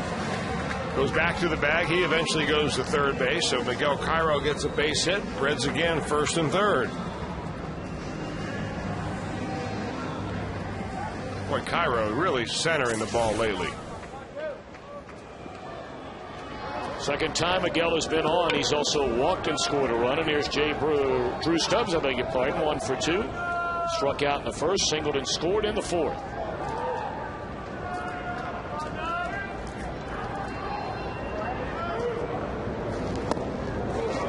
Heard the interview that Chris did with Rob Dibble, and asking Rob about the announcement made earlier today that Cubs skipper Lou Piniella, former manager of Rob Dibble's 1990 World Championship team here in Cincinnati, will step down as manager and retire at the end of this season. And the Cubs rally tonight to come back and win 14-7 over Houston, and we certainly wish Lou nothing but the best. Now, we're not rooting for him. The games, obviously, they're playing against the Reds. But he can go win against everybody else, I reckon. Including the St. Louis Cardinals. Indeed, and they have a pile of games left. They've only played 1 home series and 1 road series against one another. They'll lock up starting Friday this week. 3-time Manager of the Year, won the World Series here. Started, of course, his managerial career short trip in New York. Came to Cincinnati, many great years in Seattle, turning that entire franchise around. Then went to Tampa Bay. Things did not go well. Then won a pair of division championships with the Cubs. 2-1 on Stubbs.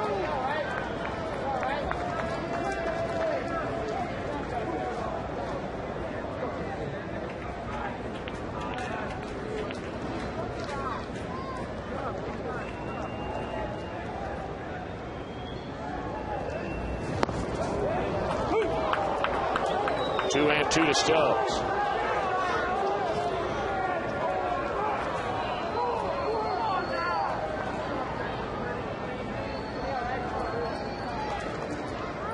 We are only in the bottom of the 5th inning after a 2-hour and 40-minute rain delay. And Stubbs did not go around on the appeal to first base umpire Gary Cederstrom.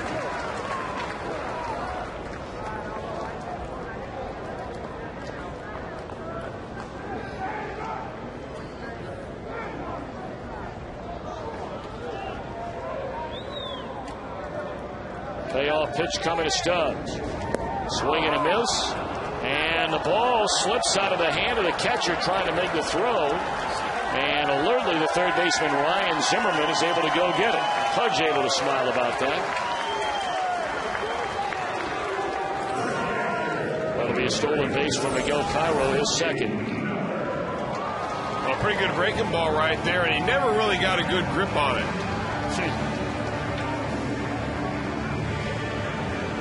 And then when he did try to throw it, he had too good of a grip on it. May want to check that ball for some pine tar. Something was sticking to his fingers.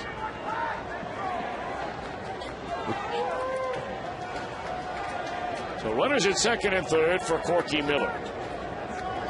Corky has hit the ball very hard twice tonight. A double in the right center and a line out to third. Breaking ball in.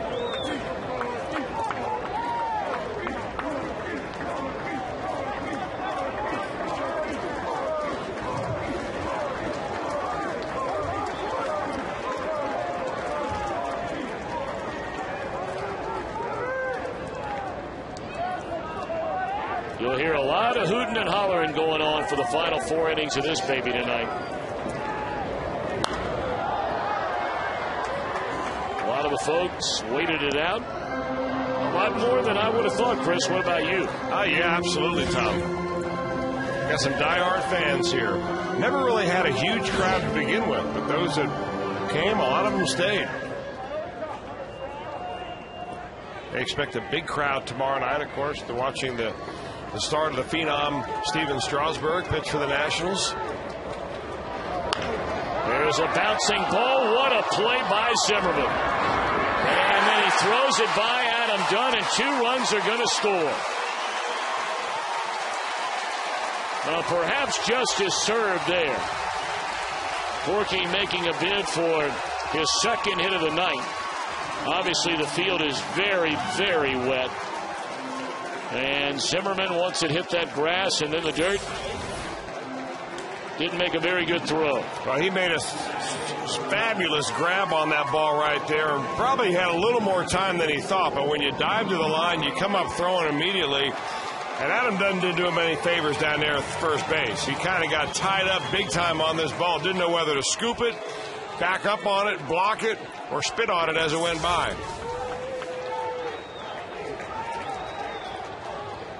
So now an 8-1 lead, and here's Mike Leake, who's going to be allowed to bat. Obviously, he's not going to stay in the game to pitch anymore.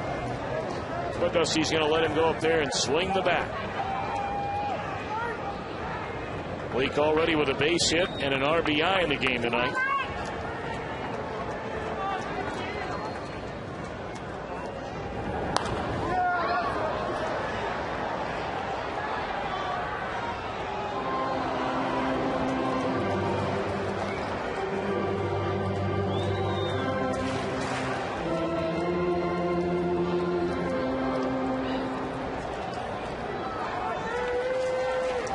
The Reds bench tonight is quite thin,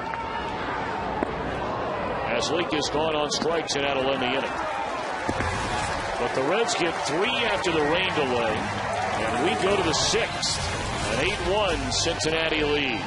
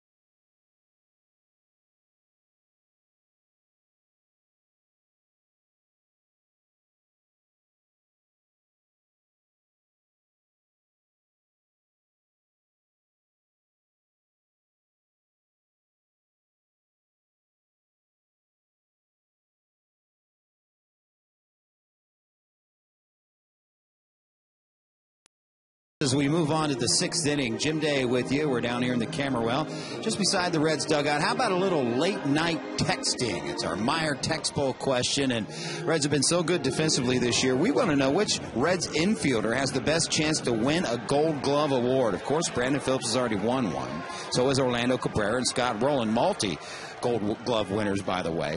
But which one do you think is likely to win another one? Joey Votto, Brandon Phillips, Orlando Cabrera, or Scott Rowland? Text 1, 2, 3, or 4 to 37664. Standard text message rates apply. What are the results? Coming up, Tom Brenneman.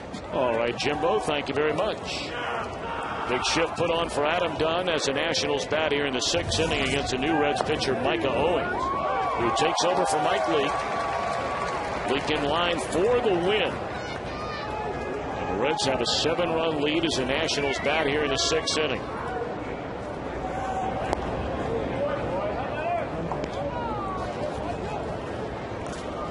Get a look at the numbers for Micah Owings, who pitched seemingly about 2 or 3 times a week through the first month of the year when the Reds were having all kinds of issues in their starting rotation. But really over about the last month and a half, Owings seldomly used. He's not been in since the 4th of July.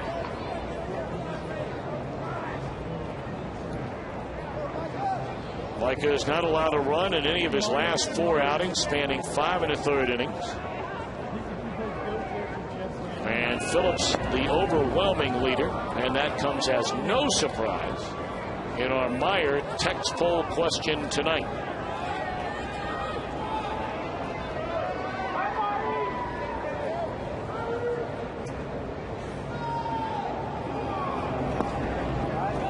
And he walks the very first batter he faces here in the 6th inning. Here you get a look at the fielding percentage of each of the Reds infielders and where they rank among their peers in the National League. All 4 have been outstanding defenders all year. Of course, fielding percentage is one of the items that you consider when you vote for the Gold Glove. I agree with the majority of the people who are watching this ball game that Brandon Phillips, I think he's going to nail one down this year. And in the future, wouldn't be surprised at all if, say, Jay Bruce got one. And even beyond that, Mike Leake. He has shown himself to be one of the better fielding pitchers in the league. 1-0 on Ryan Zimmerman. Fouled back out of play. Well, 3 pretty good hitters in a row for the Nationals when you got done. Of course, the home run hitter, he strikes out a lot, but still having a very good year as far as batting average and continues to get on base a lot, up around 375. Ryan Zimmerman's legit, obviously. 16 bombs. And Josh Willingham. A tough 3 in a row for Micah Owings.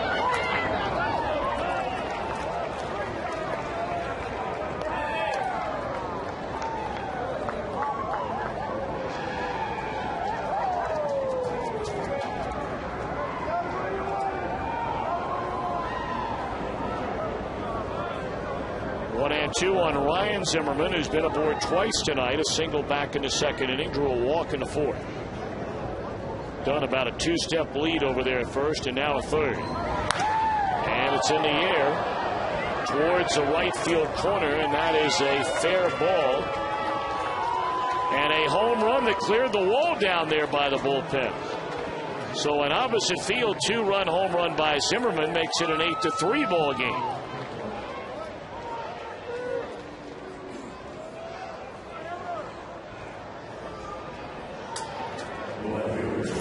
Dangerous hitter, no doubt about it. Get the ball up. He's thinking about staying inside the ball right there. And boy, does he drive that ball, which was kind of middle in, the other way over the mark into the bullpen of the Nationals. And they put a couple of runs on the board. Awfully tough for Michael Owings to stay sharp. And you haven't pitched since the 4th of July. And here we are at the 20th. I mean, it's just kind of the territory that goes along with being the long man. And he drills the very next batter, Josh Willingham.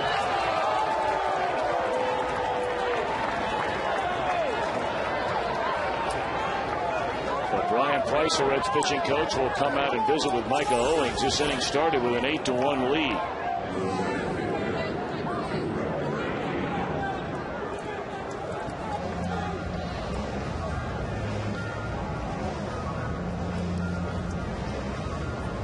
Tried to get that left arm in front of the rib cage, and it didn't quite get there in time.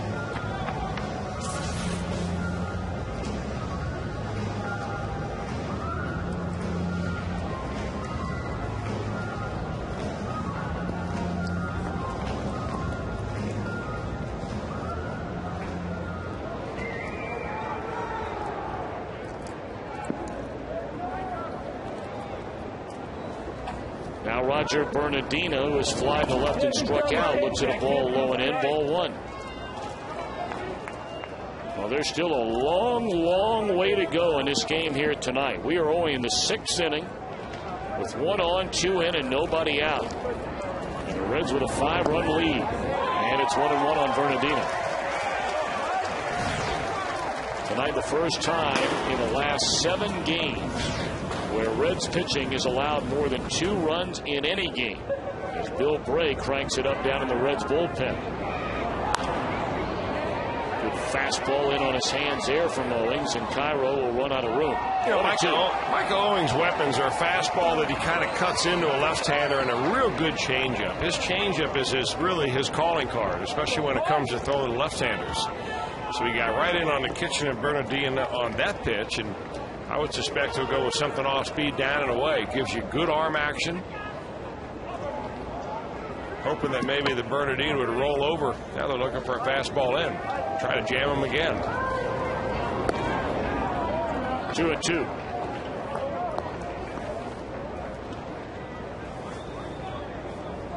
Bernardino not easy to double up. Very quick. Mike O'Kay's assigned with Corky Miller, and now the break-even pitch. Struck him out on a high fastball. First out here in the Washington 6th inning.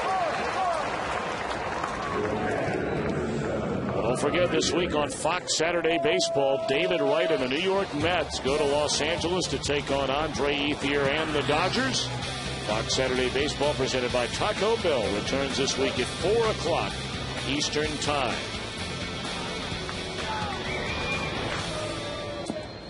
Of course, the Reds will be a part of Fox Saturday Baseball on that July the 31st game here against Atlanta. That is why there has been a change in the start time for that game. And again, take a look. If you already have a ticket, your ticket will say 7 o'clock, 7:10. And even a schedule, if you're thinking about coming down, it'll say 7:10. That game is now a 4:10 start on July the 31st here at Great American Ballpark. Fastball into Ivan Rodriguez, 1-1. Rodriguez been around a long time, 38 years old now. Originally signed by the Texas Rangers in 1988 at the age of 16. That was a pretty good sign. Oh, he has had himself a tremendous major league career.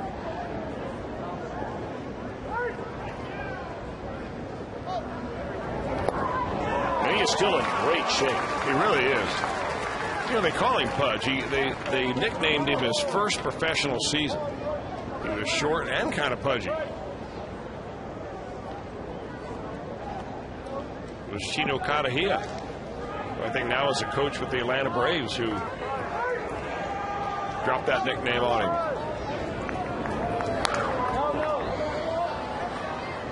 Well, Rodriguez undoubtedly will be in the Hall of Fame one day. I mean, where he ranks in so many categories, not only a great offensive player, but among the all-time great defensive catchers in the history of the game.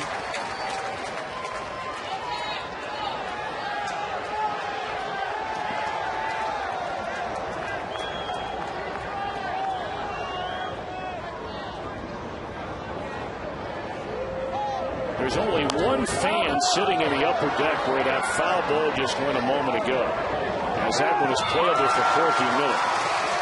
The foul ball that went up there started rattling around in some seats, and he's still hunting for it.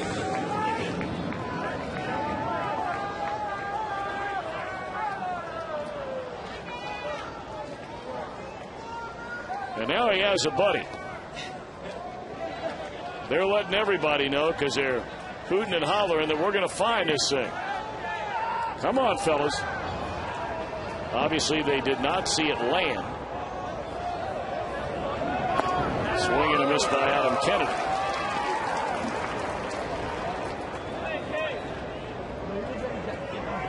And the Easter egg hunt continues up there.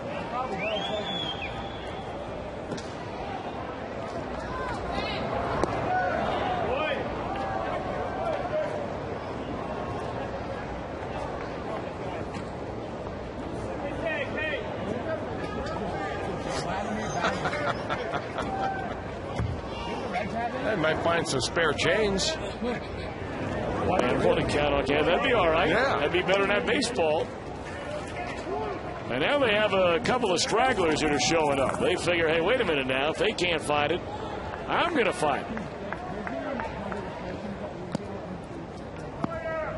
And I'm not talking about the usher. You'll see another gentleman and a young lady, it looks like, making their way over in that area.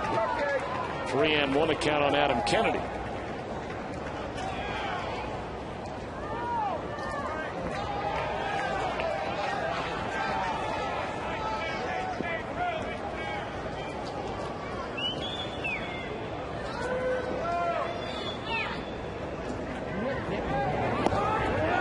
to bring in a couple of dogs to help him find it. Now they have it. He finally dug it up. Good for you, young man. He was the one looking the longest. I need that guy on the golf course with me. You're right. All right. 3-2 on Kennedy. And there's ball 4.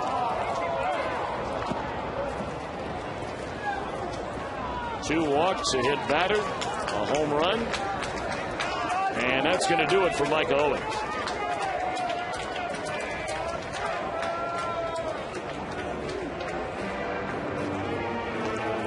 So Michael lasts 2/3 of an inning. Allows the hit. Strikes out a batter, walks 2, hits a batter. And this will be our Skyline Chili call to the bullpen, as left-hander Bill Bray will come on to replace Michael Owings. 2 on, 2 in, 2 out. We're in the 6th. And the Reds with an 8-3 lead.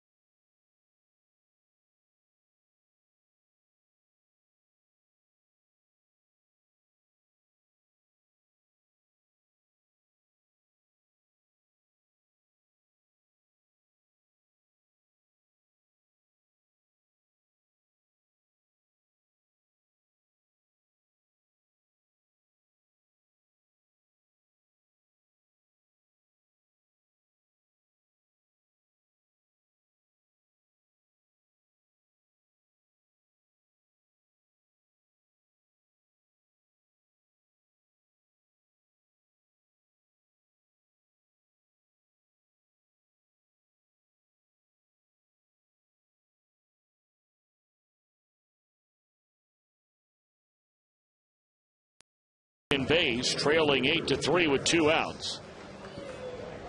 Willie Harris, a left-handed batter coming up, and the Reds bring in left-handed pitcher Bill Bray, who was, by the way, a #1 draft pick for the Montreal Expos. That was back in 2004 out of William and Mary.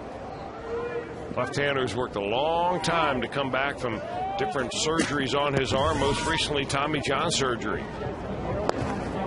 Strike 1 to Willie Harris. Well, that William and Mary campus, I don't know if you've ever had a chance to go there in Williamsburg, Virginia. What an absolutely spectacular campus that is. Great school, too. 0-1 to Willie Harris. And it's 0-2. It's a pretty good disappearing slider right there for Bill Bray.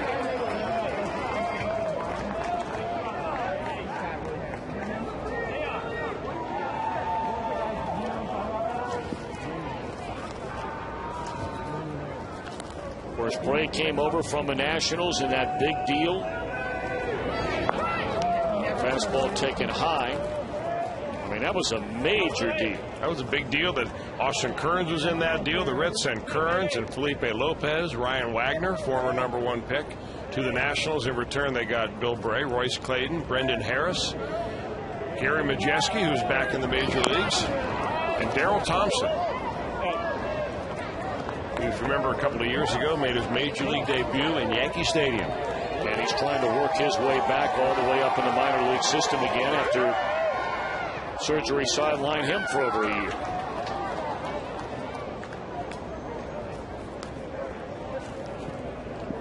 Harris pinch hit in the top of the 5th inning and had a single into right center field. Wound up being stranded at third when Mike Leake got he and Desmond on a ground out, stranding 2. And Deuce is wild here. 2 balls, 2 strikes, 2 on, 2 out. and 2 runs home in the Nationals' 6th inning. Well, last night the Reds pitching really dominated Willie Harris simply by throwing him fastballs up. Looks like Bray's trying to get him with a slider.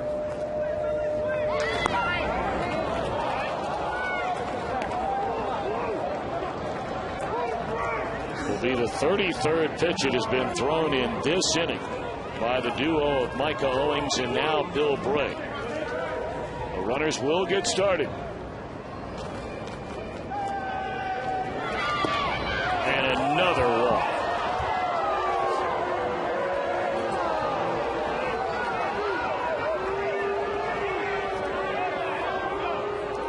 Three walks and a hit batsman in this 6th inning. And they are loaded. Got to be very frustrating for not only Brian Price but also Dusty Baker in there. I'm sure he turned to Brian Price at Brian.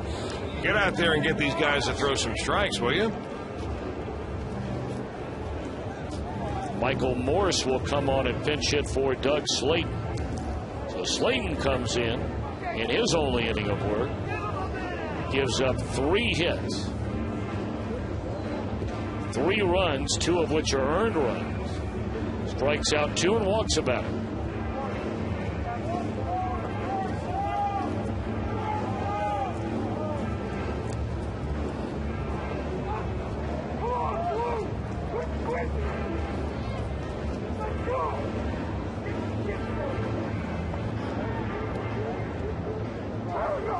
So Morse to bat with the bases loaded and 2 away.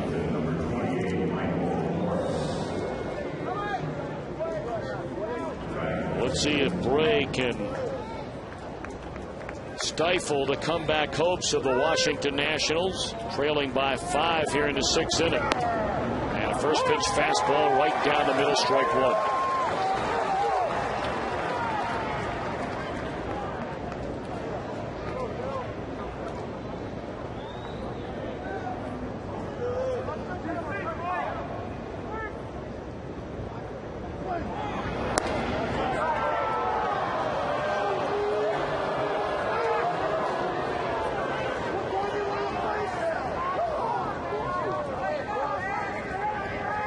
Tyler Clifford, a right-hander, was getting loose. We expect to see him when the Reds bat in the bottom of the 6th inning. Certainly concerned right now on the faces of Dusty Baker and Brian Price. The Reds have had really 2 of the biggest meltdowns that have occurred in Major League Baseball during this entire year. Down in Atlanta when the Braves, of course, scored 7 runs in the bottom of the 9th inning to come back and win the final game of that series at Turner Field. And then the game on the completed road trip before the All-Star break in Philadelphia.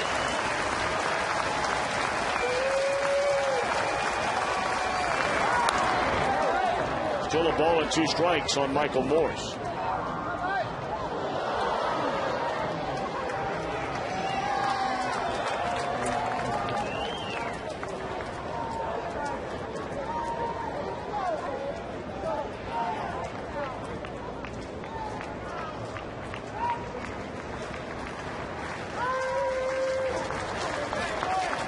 Bases loaded, 1 ball and 2 strikes. And a high drive down the right field line. Bruce giving chase, and it's up against the wall. 3 runs are going to score.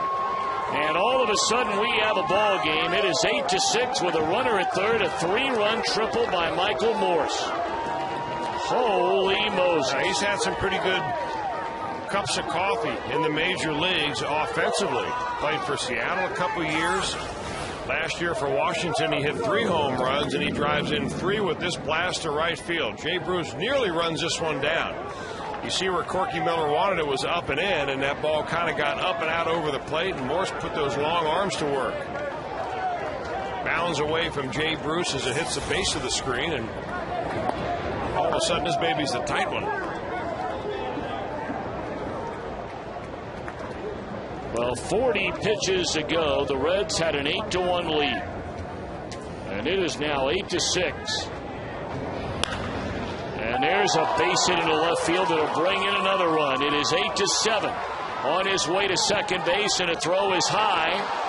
Votto backing up the play, throw into third, and all the way to third base sliding in goes Ian Desmond, and it's a one-run game. That'll be a base hit, an RBI for Desmond, and a throwing error by Johnny Gomes sends him all the way to third.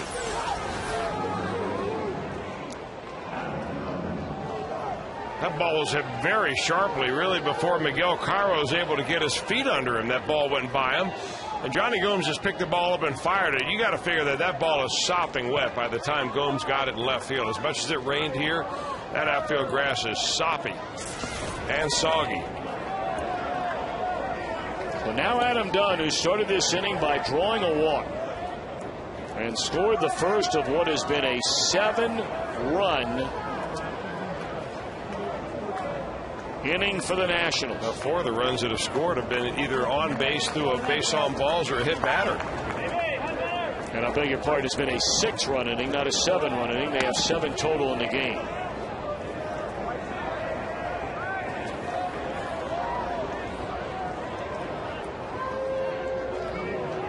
Well, you had this team down. And it's a team that has struggled so mightily to score runs. You had them down 8-1 after your first at bat after a 2-hour and 40-minute rain delay. You scored 3 times to open up an 8-1 lead. But 3 walks, a hit batsman. There's a fly ball on the right. And that'll end the inning. It is a 1-run game in Cincinnati.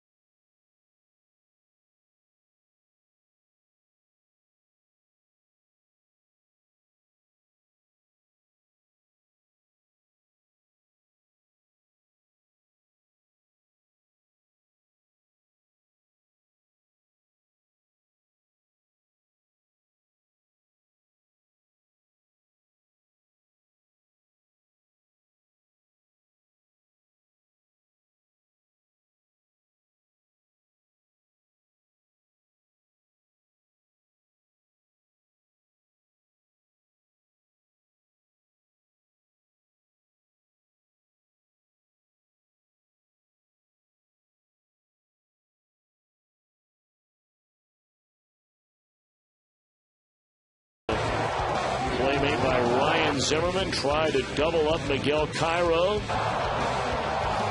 And a fraction too late. That was the Coors Light Freeze Cam, brought to you by Frost Brewed Coors Light. All righty, Mr. Welsh, we have a ball game here all of a sudden. Yeah, we do. We've got a new pitcher on the mound for the Nationals. A young man who was born in Reds country in Lexington, Kentucky, moved to the Tampa, Florida area as he was a youngster, and now for the 45th time this season, or 46th time, is Tyler Clippard. Big, tall right-hander with a pretty good arm. Originally a Yankees draftee in the 9th round in 2003. 6'4", 175-pounder.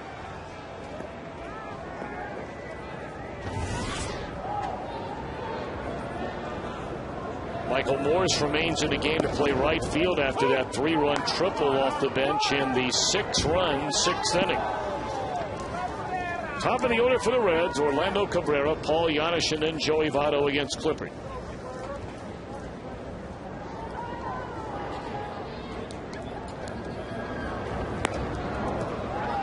Orlando is 0 for 2 in the game. Walked and scored on the Votto home run in the first inning. Has since fly to right and knocked in a run with a ground out in the 4th.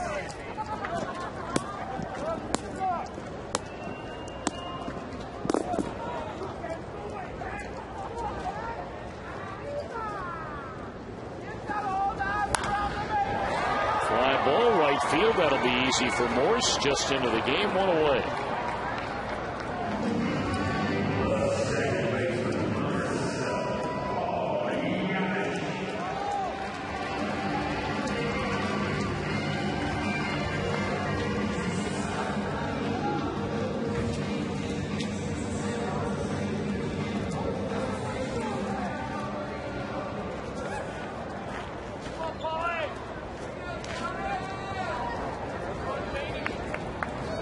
I don't know if I can ever remember a relief pitcher in the middle of July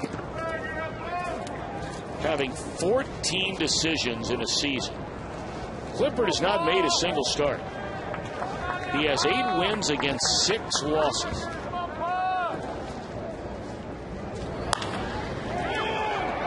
Fly ball to right center field.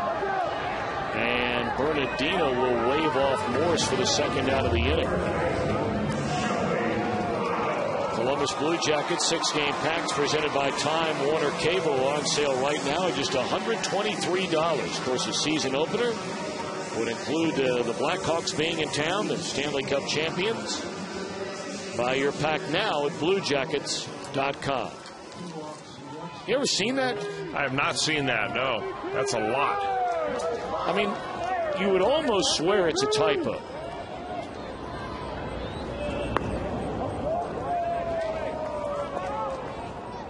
Well, if it is a typo, it's been a typo on every stat sheet I've seen with his name on it. The 8 wins are the most among all National League relievers.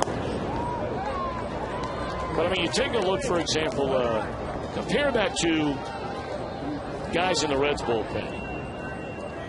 45 games for Francisco Cordero, and he's a closer.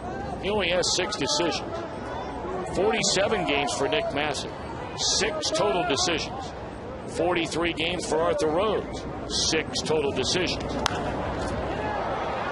Fly ball down the left field line, and the play is made by Willingham, and Clippard retires the side in order. Reds are hoping he doesn't figure in the decision in this game here tonight.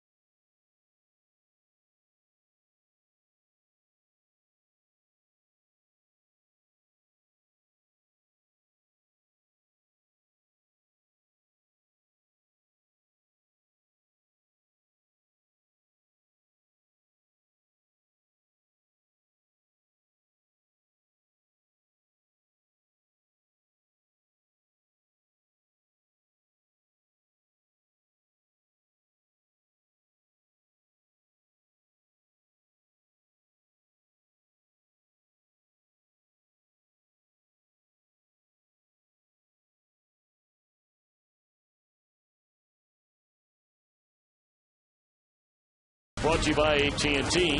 Find out what's possible with the nation's fastest 3G network. AT&T, rethink possible. By your Cincinnati, Northern Kentucky Honda dealers. Visit mycincinnatihondadealer.com. By Wendy's, you know when it's real. And by Hollywood Casino.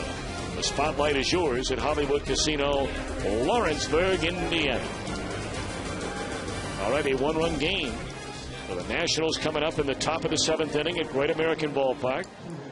And now taking over on the mound out of the Reds bullpen, hard-throwing right-hander Nick Massett. 48 games already for Nick Massett. Throwing the ball a lot better lately. I doubt when this resume started, when the game came back into action after that long rain delay, that Dusty Baker ever envisioned a time that you think he'd have to put Masson in his ball game. Owings came in right after the break. Bill Bray came in, emptied the bases that Owings left full, and now they need Masson in a one-run ball game. And probably Rhodes behind him, and then Cordero. 0-1 on Zimmerman. Zimmerman, a 2-run home run down the right field line, just fair in that 6-run 6th inning. Ryan, his 17th home run, and now 50 runs batted in.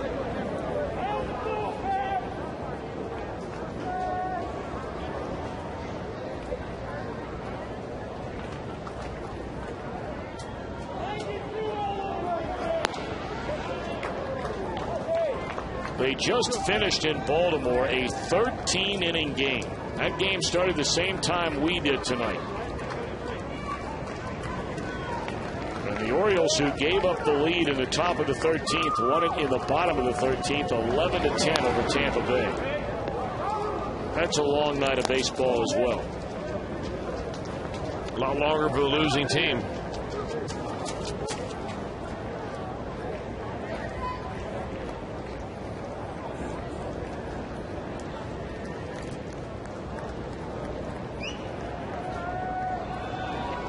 Two to Ryan Zimmerman. Struck him out.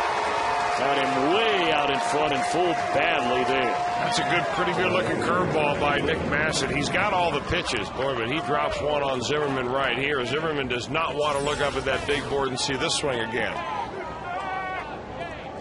Yakata.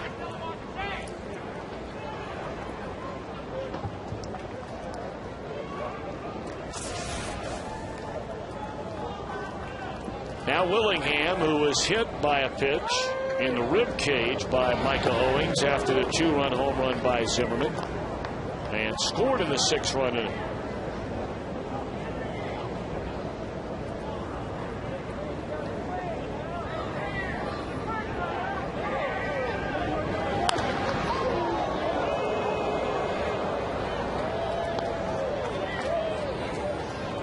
They went ducking for cover down there in that Nationals dugout.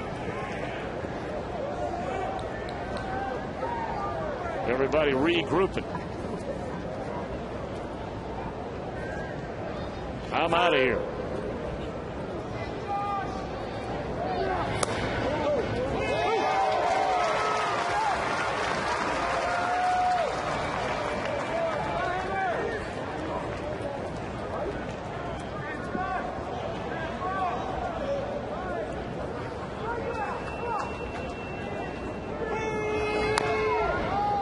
We'd like to wish everybody officially a pleasant good morning. This game started on July the 20th, and we're playing it still on July the 21st. Reds have a chance to win 2 games in one day. Let's take care of the first one first. Fastball low. 2-2 to Josh Willingham. Now we're at Great American Ballpark. I'm the Cowboy alongside Pancho. And for those of you that weren't with us through all the rain, then you have no idea what it is we're talking about. And we beg your forgiveness.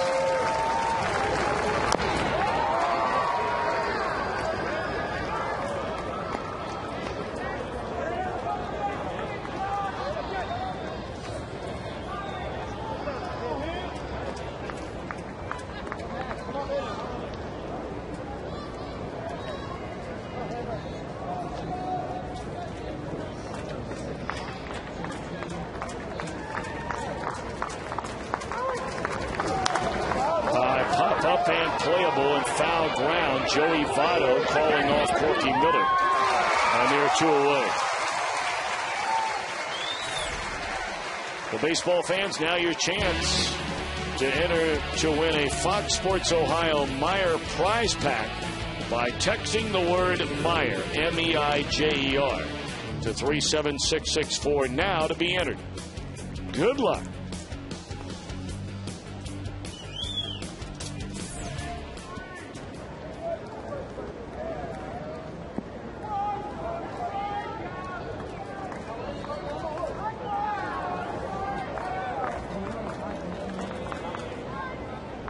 Two away in the inning for Roger Bernardino.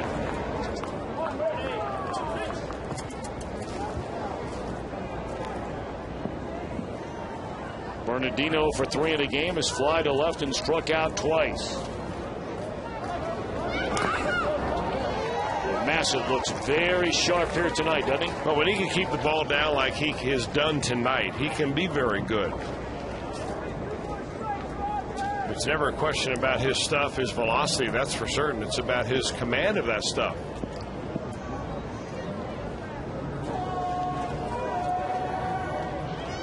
One and one on Roger Bernardino. And a tapper to the right side. Better come get it. He can fly. And Giannis does this tap. So a bit of calm taken care of there by Massett in a perfect 7th.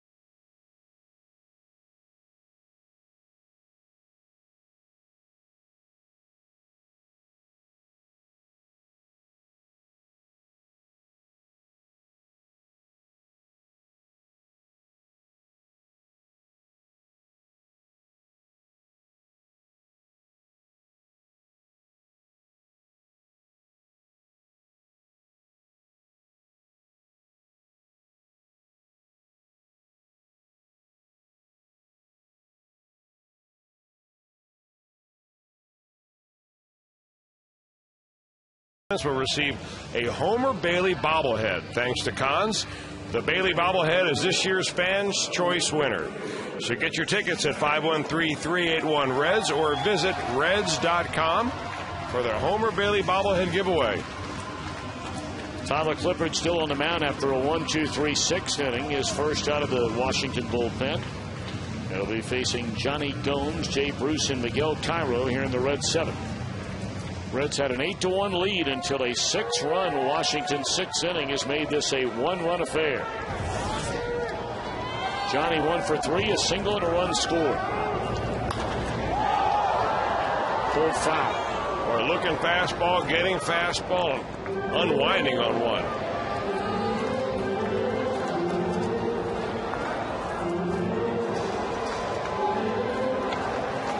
And there's a young man sprinting down there looking for that ball that dropped into almost like a skybox section down there. They have a hard time trying to get over to that spot. Yeah, and it would not be wise to think about climbing over. No, he's going to do that, though. Well, it would not be good. He doesn't know where it is. Now, somebody else who thinks they saw a better location, they're coming over. Yeah, his buddies are pointing him, go down. We'll see, here they go. Now, if we pull out a little bit on this shot. He's not even close. Gomes going on strikes. It went over where he's standing right now. It went over into that next section that's it's over here sectioned somewhere. off. No, it's in there, right. It's over there. Yep.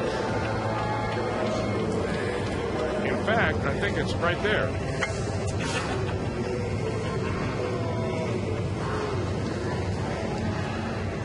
They can't get down there. They're going to have to rappel down.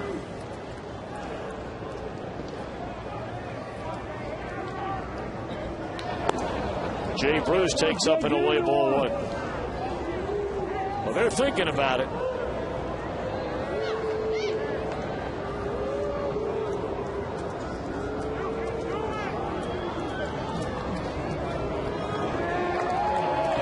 That kid is going up over the top. He knows it's over there. He got it. He got it. Now he's going to step back over there. Oh, please be careful, young man.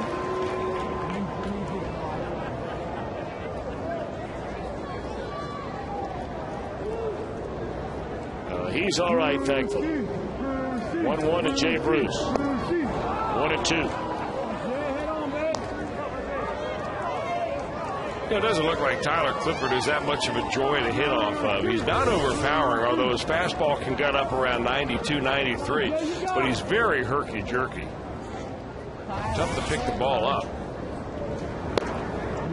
Well, we mentioned a little while ago that he has the most relief wins among all relief pitchers in Major League Baseball.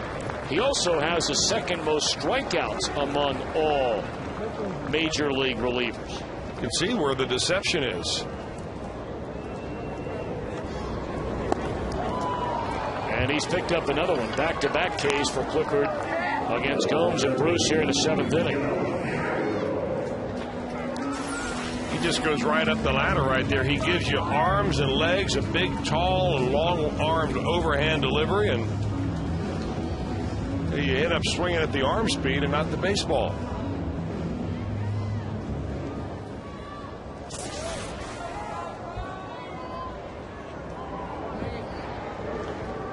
So now Miguel Cairo. Now those are the 2010 version of Sabo goggles right there. It's a good look. Yeah, it is.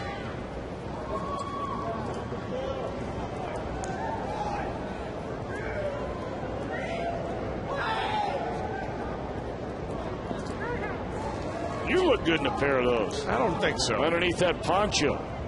Maybe. Could break that beret back out you had early in the year.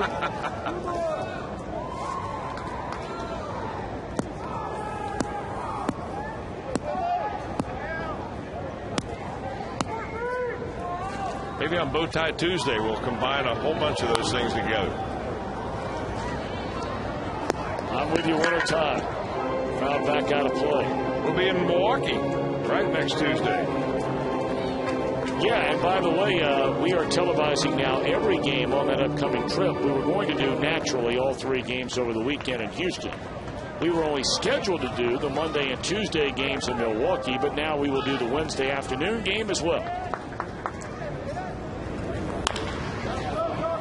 Tapper down to third. Zimmerman slings it over there, and that'll retire the side. So 6 in a row set down by Clifford. We move to the 8th. Reds 8, Nationals 7.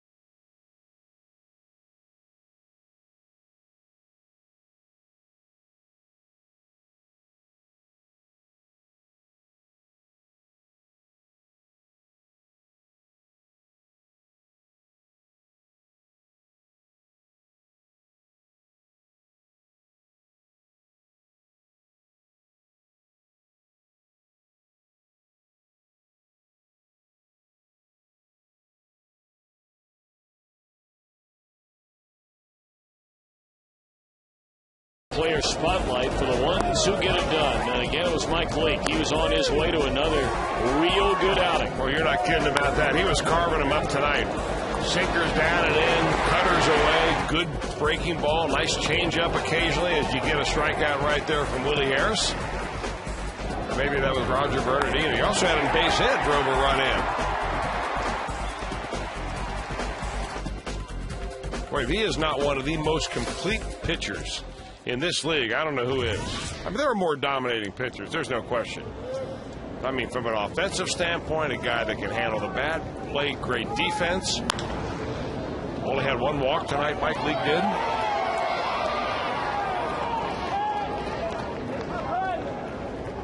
And you wonder, a game like this, Tom, maybe the rains came at just the right time for Mike.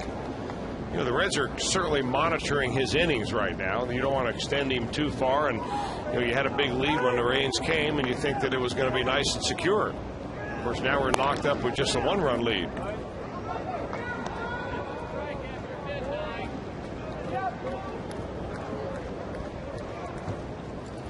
One and one on Ivan Rodriguez.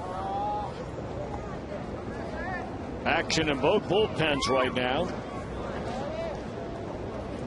Massett to face Rodriguez to begin this inning. You have a left-handed batter in Adam Kennedy next.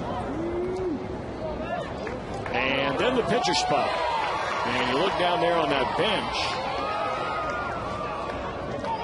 And you have Will Nieves. He's a backup catcher, so you probably don't see him. You have Alberto Gonzalez, a right-handed batter, and then a switch hitting Christian Guzman. The Reds have not used a single player on their bench tonight. Of course, it's a thin bench. Scott Rowland still being bothered by the hamstring. The backup catcher is Ryan Hannigan. And Brandon Phillips, of course, was getting a day of rest here for this game tonight. 3-2 on Rodriguez. You have Chris Heisey. Yep. And Lance Nix. That's it, really. I mean, you can use Phillips. We include a long night of baseball here tonight. And Pudge Rodriguez continues to knock on the door of 20,000 innings in the big leagues behind the plate. As he grounds out to the shortstop Cabrera. 19,662 innings as a catcher for Ivan Rodriguez. Wow. That's an Iron Man right there. Well, now Dusty Baker coming out. Left-handed batting Adam Kennedy due up, and he has Arthur Rhodes ready in the bullpen. This will be part of a double switch. Lance Nix will enter the game and replace Jay Bruce in right field. Well, good job by Nick Massett tonight. You got to figure Nick Massett's thinking, all right, what's going on here? They signed Russ Springer. They're thinking about signing Jason Isringhausen. And I'm the guy that's a setup man. And he stepped up his game tonight very nicely. Retired all four batters he faced, did Nick Massett. Get some high fives from his compadres in the Reds dugout. And he'll give way to left-hander Arthur Rhodes. So we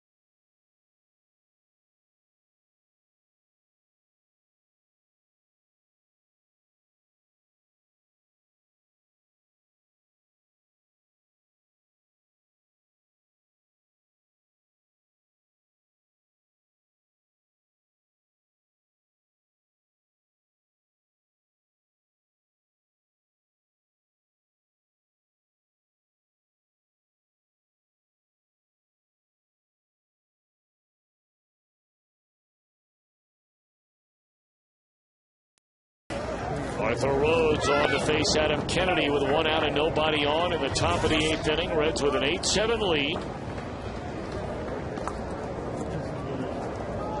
Lance Nix, part of the double switch we talked about, replaces Jay Bruce in right field and will bat 9th in the batting order, which means he's due up 3rd in the bottom of the 8th inning. Christian Guzman stands in the on-deck circle, and that is the pitcher spot due up next. A National League All-Star, Arthur Rhodes, and those numbers tell you all you need to know.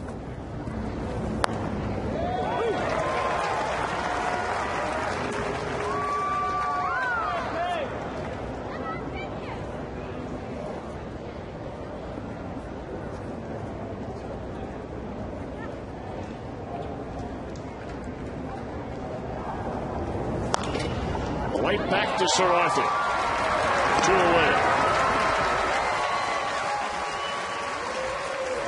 So it will be Guzman to bat with 2 outs and nobody on here in a 1-run game in the 8th.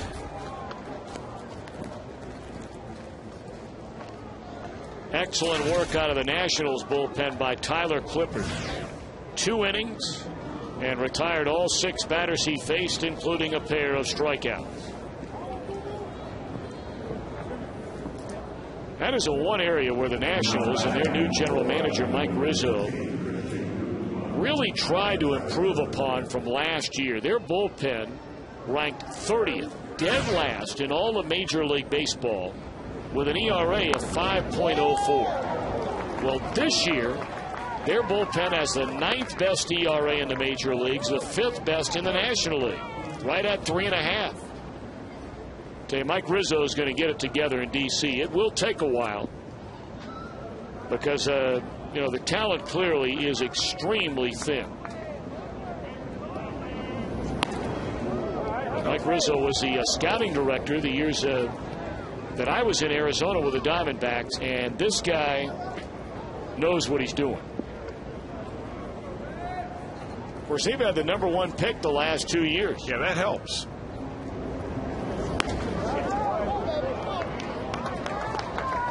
You're talking about a guy in his tenure in Arizona. Just think about a few of the guys that, when he was a scouting director, that they drafted during the time that he was there. You're talking about guys like Chris Young, an all-star. Justin Upton has been an all-star. They signed Carlos Gonzalez. There's a liner to center field. Carlos Quentin, there are others.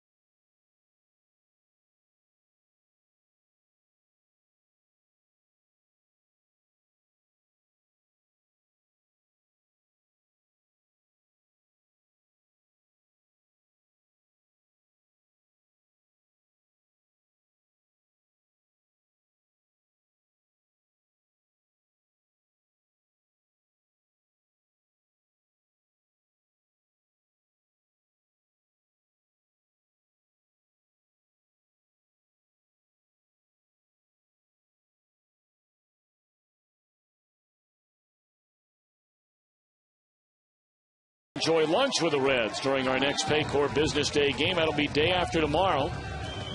A special $20 price for seats in our all-you-can-eat section, thanks to the Business Courier. For tickets, call 513-381-REDS or visit Reds.com. Reds coming about. Bottom half of the 8th inning with a 1-run lead. And the Nationals closer, Matt Capps, takes over on the mound. He, of course, got the win in the All-Star game, did Matt Capps. The National League finally breaking through and getting a victory this year out in Anaheim. Strike one to Drew Stubbs.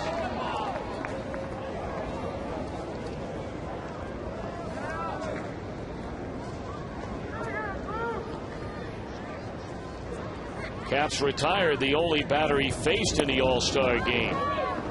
Then the National League broke that 1-1 tie on the bases loaded 2-run double by Brian McCann.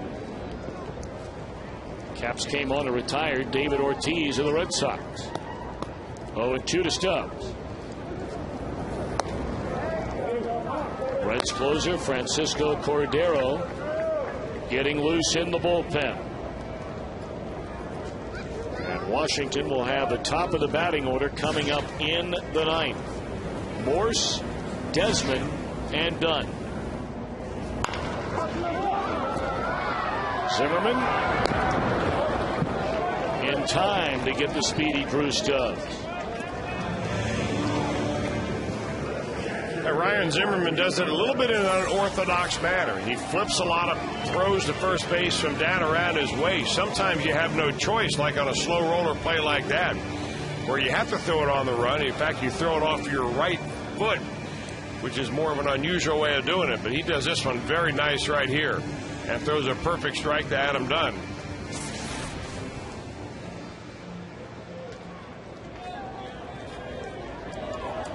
Only one of the games still being played in the National League. They're in the bottom of the 7th inning at a Dodger Stadium in Los Angeles. A 5-4 lead over the Giants.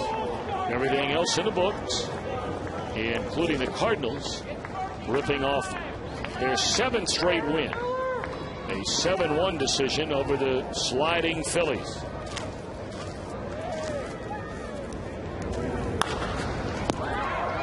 Bouncer to Desmond.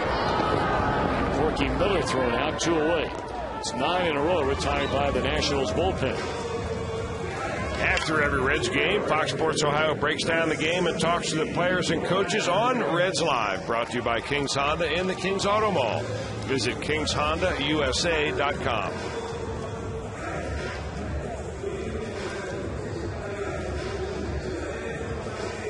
Boy, it's a late night, been a long night, but you just cannot stress the importance of not letting this one get away.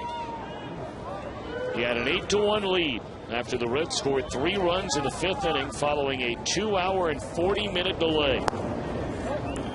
Lance Nix bats for the first time.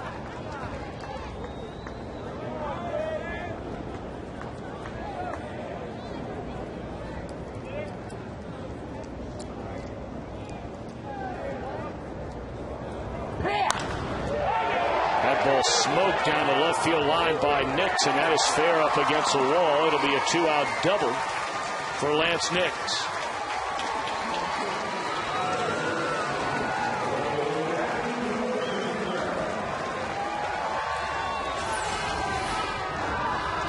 Well, Lance has always been a very good fastball hitter. He gets a fastball from Capps that is up, and he keeps it fair somehow, but hits it very hard down the line.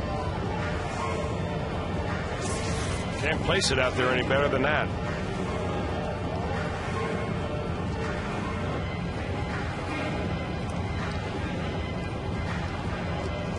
So now Orlando Cabrera, who's already knocked in 1 run tonight. He's 0 for 3. He's also walked and scored a run.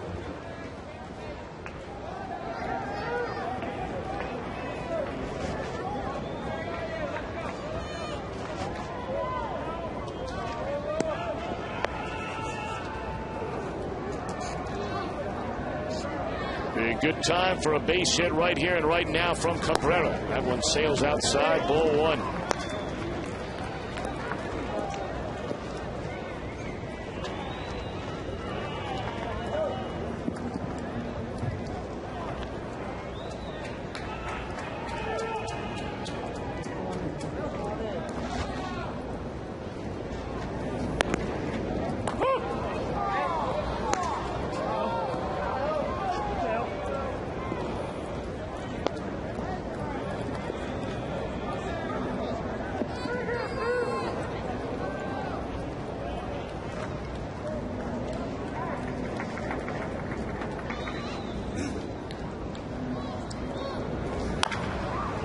Fouled away, 1 ball and 2 strikes.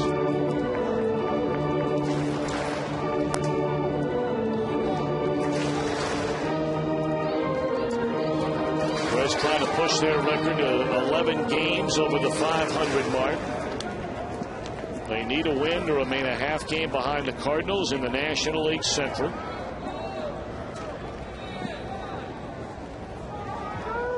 And they are trying with a win to maintain their lead. Granted, over 2 months and a week left in the regular season, but they are the wild card leaders in the National League over both Colorado and the Giants by a half game. High pop up. And the shortstop Desmond out to get it, and that is that in the 8th. So here we go in the 9th. Morse, Desmond, Dunn as Cordero comes on from the bullpen.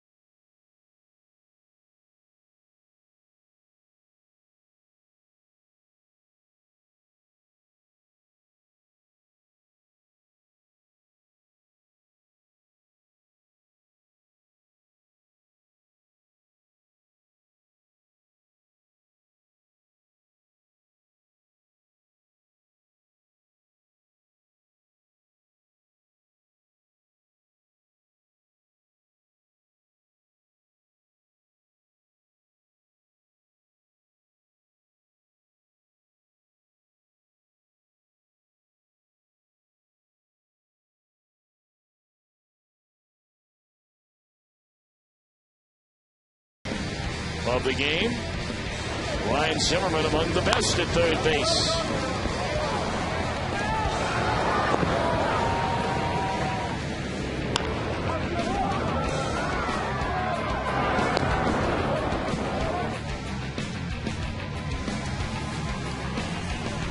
Well, it's a dangerous way, at least it looks like from where we sit up here, to throw him over that way on a regular basis, but a couple of them have been pretty good. Well, you know, on that particular play, that's probably the only way he could get rid of it. But what you see out of Zimmerman is a lot of the more routine plays, he kind of throws him from the sidearm area. There have been some third basemen in the past that have thrown like that a lot, Craig Nettles being one. But I like the way our guy throws it over there. Squares up his shoulders, throws it overhand, and pretty much makes it automatic. And you hope that this right-handed reliever, Francisco Cordero, is automatic tonight. Reds lead 8-7 as the Nationals bat at the top of the 9th inning. Strike one to Mike Morse, who had a 3-run triple in the 6-run 6th inning when now Washington came all the way back from down 8-1 to make it the current score of 8-7. Fly ball right field. Nix has it. One away. He was trying to go back into that corner where he hit the triple to clear the bases.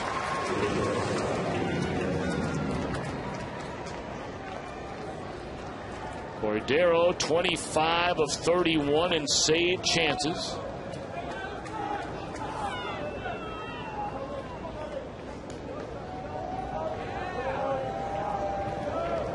He threw an inning here last night. Walked a batter, did not allow a run. Got a save in the Saturday game against Colorado, the Friday night game, I beg your pardon, and that 3-2 win over the Rockies last Friday. What have you done for me lately? He has 8 of his last 9. Ground ball. Cabrera is there. Throws out Desmond. 2 away in the 9th inning, and Adam Dunn coming up.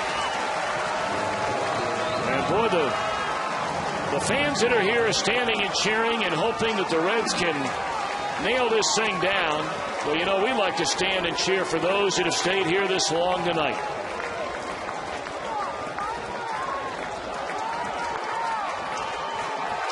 And we'd also like to stand and cheer for those of you at home. Indeed. Who stayed with us all this time. Classic matchup right here. Dunn waiting. And a fastball knee high on the outside corner. You can't place it any better than that. Well, that's one he'd like to have another look at.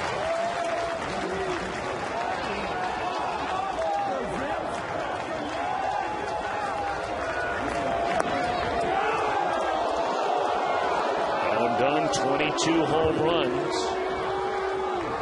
And a tie for second for most among all National Leaguers. Joey Votto hitting number 23 tonight, joining Prince Fielder with that number.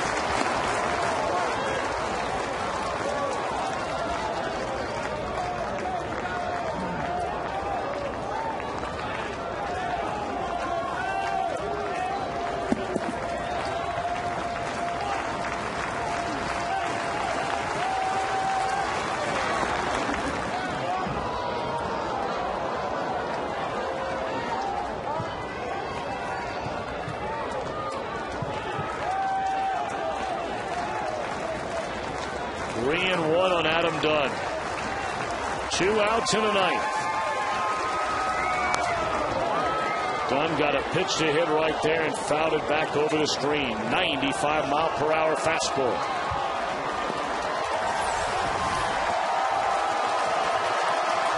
Boy, that is his spot, too. Adam Dunn loves it right there. Just couldn't get the bat around in time.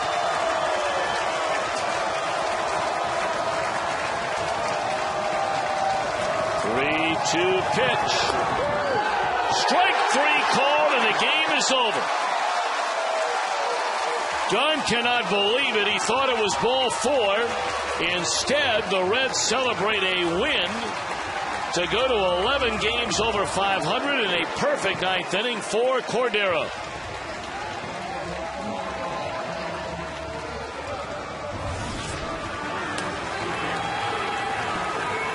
Cordero is 26th save, and Mike Leake the winner, now 7-1 on the year.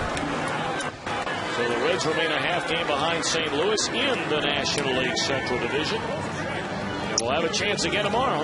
Now they have another chance today to be able to take care of it. A big pitching matchup. It'll be Bronson Arroyo on the mound against Steven Strasburg later on this evening. Can't wait to get back to the ballpark and see that pitching matchup. See if the Reds can continue to dominate the Nationals.